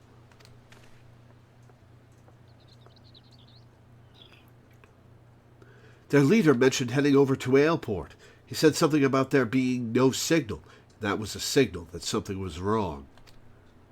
They just left us hobbled here like lambs for the market. One of them japed about keeping the meat unsullied in case there was trouble.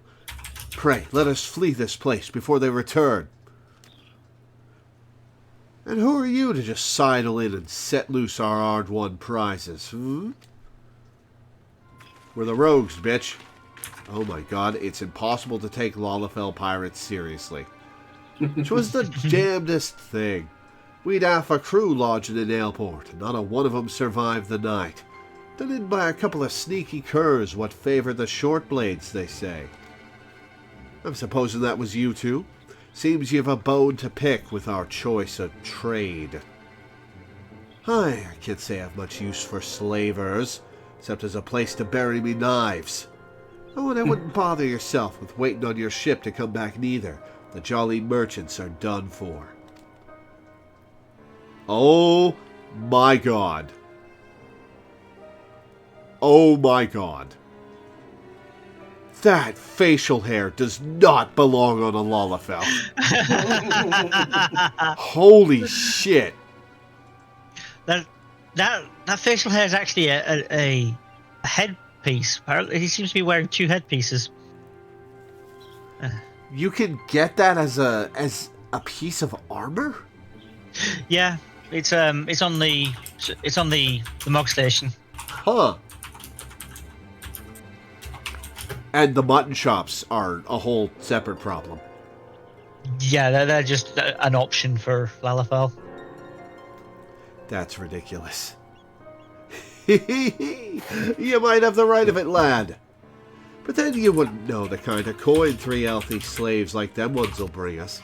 I'll have a new ship and a new crew afore a single moon has passed. You hear that, chattel? You're each worth a shining bloody fortune. You've me to thank for helping you learn your true worth. Ignore this bleating sod. In fact, why don't you step back a ways? These coves are about to learn the consequences of breaking the code, and the discussion is like to get messy. Did you not think we'd come for you? You can try to stifle your victim's screams in the darkments, but the shadows are always listening.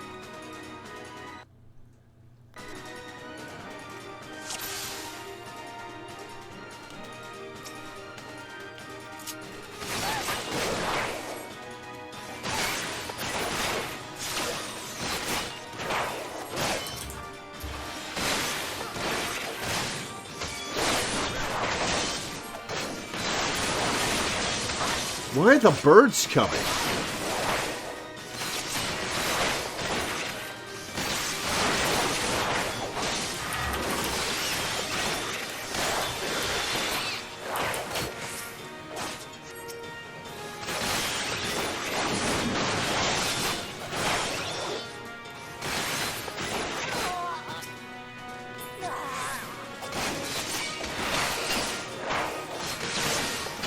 I remember my Sproutling days having trouble with this fight.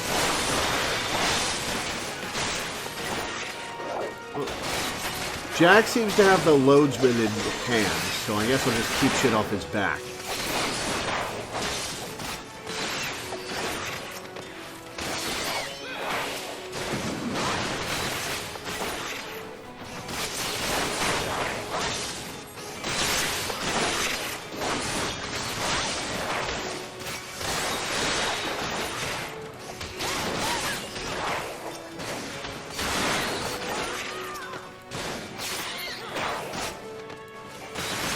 Now I can help him.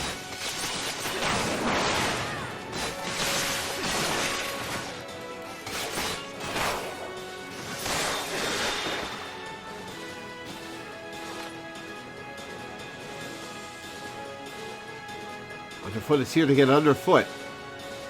Well, you're late. At least I would if any bugger was left standing. This is a fine pile of quarrons. There's not for us to do. No scraps for latecomers. The last of me had a hunger.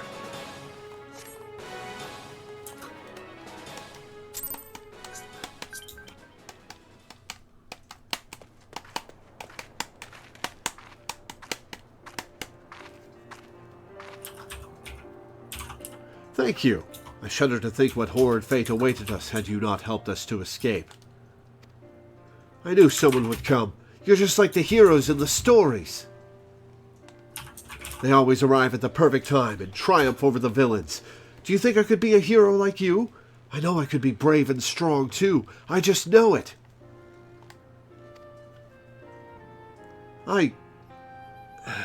You don't want to be like me, lad.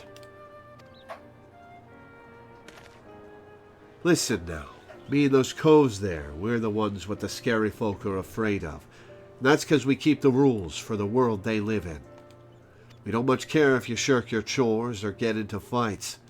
But if you ever break the code and betray your mates, that's when we'll come after you. No matter how far you run or how well you hide.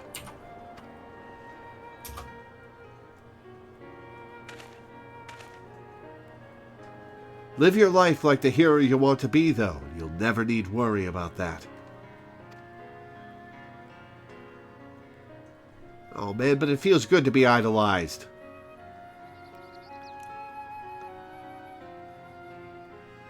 Aye, you two can stubble it and all.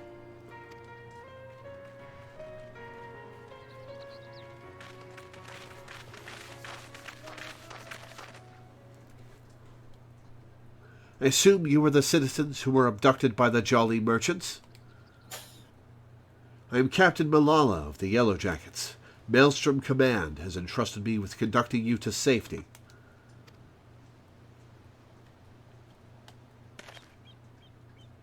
It's all right, lad. These folk will take care of you. Go on, you'd best not get left behind.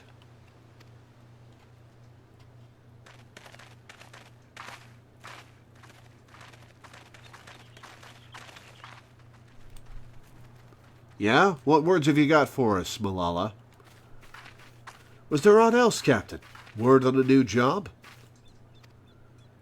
A job? From me? For you? How patently absurd. Why, I'd rather hire a sewer rat to mind my larder.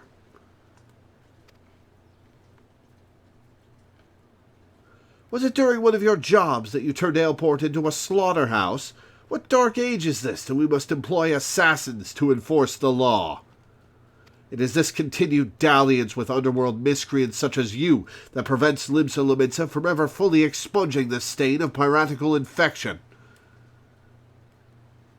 I gotta say, she's not entirely wrong. Look at these weapons you bear. A civilized person using such implements to carve meat or peel fruit, and leaves them at table where they belong. Do you perhaps clench them twixt your teeth as you swing over rails like the pirates you hunt? Our fair city has no place for those who refuse to abandon the brutish ways of the past. Well, you're welcome for saving the slaves.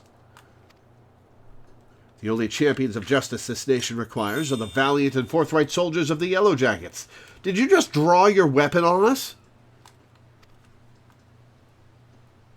Yeah, looking real dashing, 2-foot-tall idiot. Jack, what the bloody hell does this cull want with us? I've not the foggiest idea, love. Just smile and nod.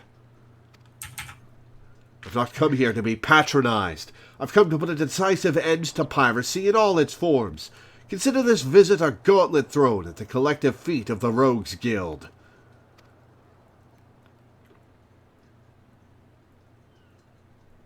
Heed well my words. Just before dawn this very morn, a maelstrom vessel stocked with provisions was boarded and looted by pirates.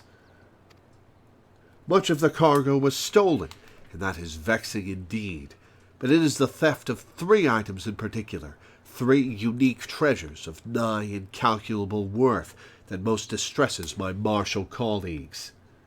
As for the brigands, they made well their escape, disappearing into the dawn's mist along with their precious plunder. A rum tale? What's it to do with us? I challenge you, a contest to reclaim these stolen treasures. Should my Yellow Jackets and I succeed in retrieving the greater share, I shall formally propose the abolition of the Rogues Guild. Upon review of our achievements, the Admiral will surely concede that your unscrupulous institution has outlived its usefulness. You know, no, I don't think she would. Merlvib doesn't seem the type to stand on this sort of thing.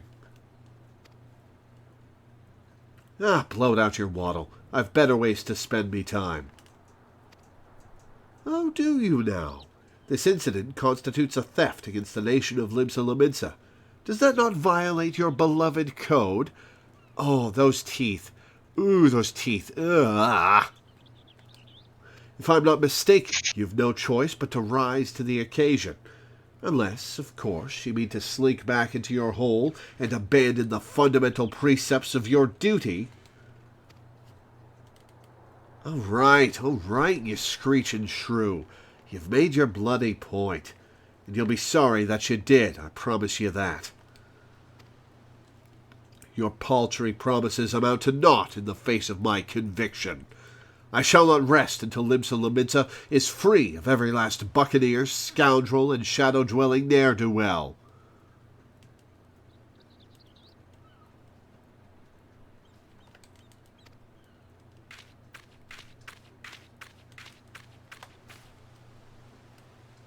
What now, Jack?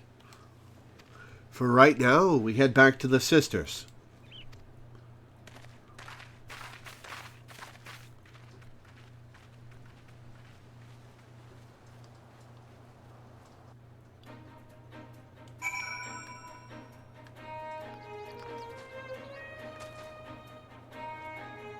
Is that a mount? Or is there just one of these sitting out here that you can sit on?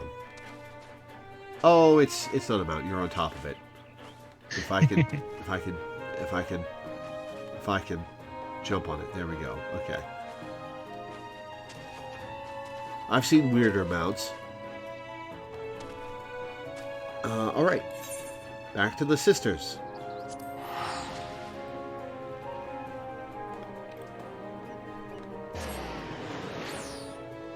There is no comparison between the Yellow Jackets and the Temple Knights. Like, that's kind of a ridiculous comparison. There's nowhere near the same amount of corruption and theocracy involved.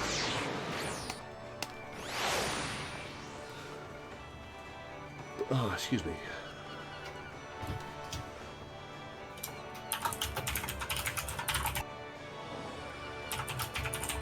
Well, we've got a fellow rogue up here.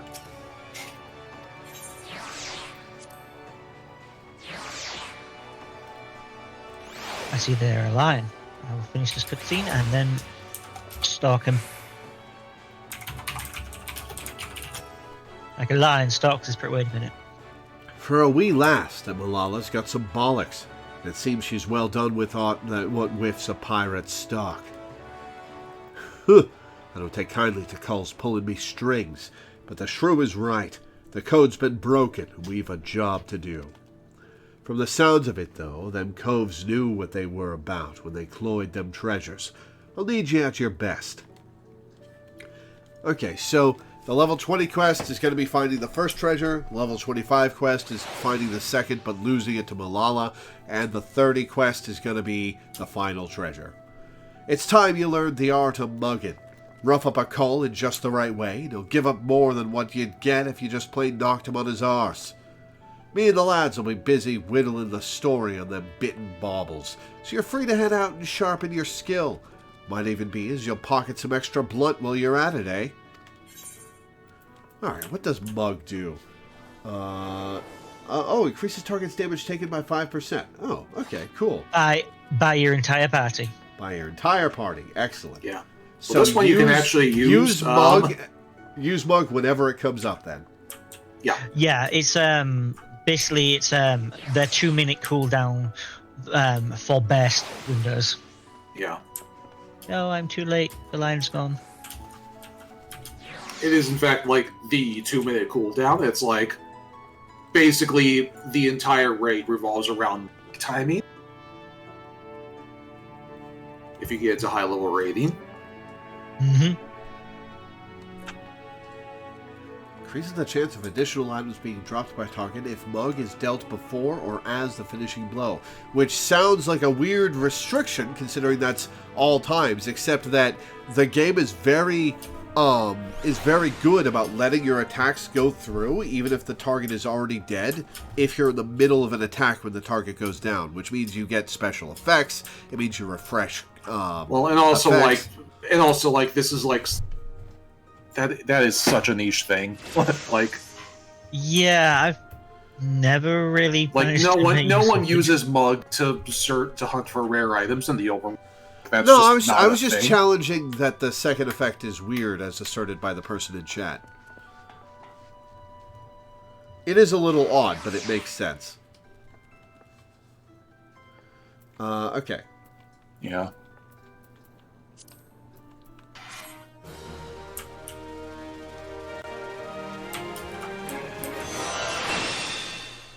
Mug acquired. Alright, we're going to put that on my L2, R2 menu.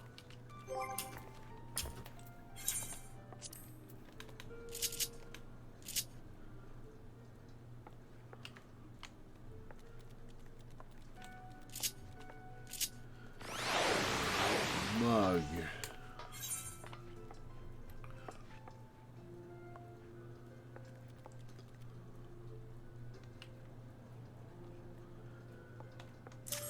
Alright, R2X. Cool.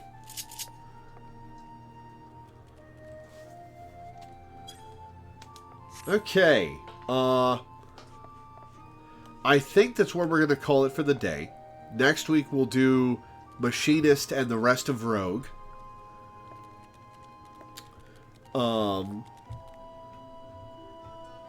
Yeah, that's where we're going to call it for the day. Yeah.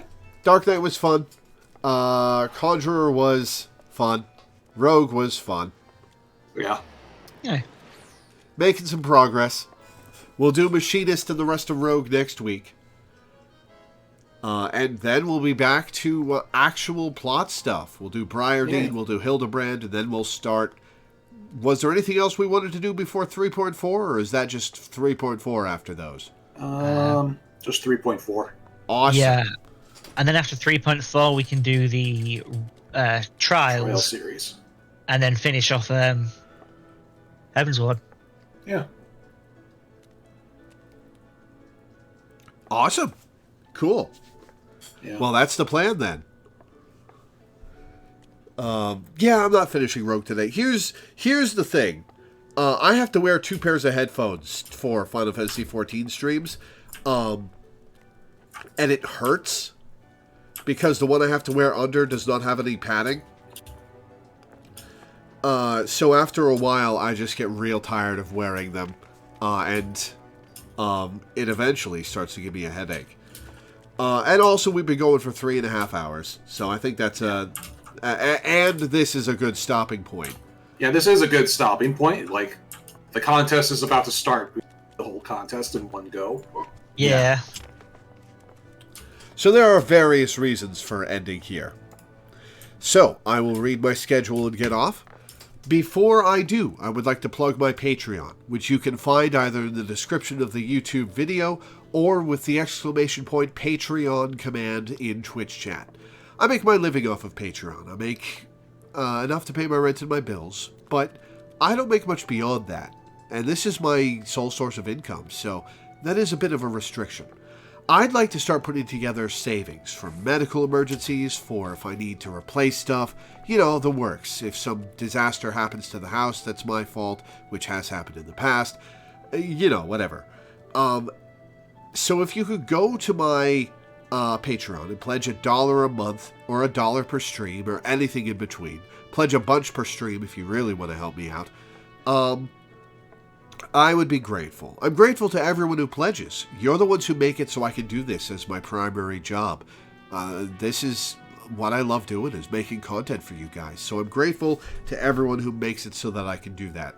I love my job, and I love that you guys help me have it. So thank you.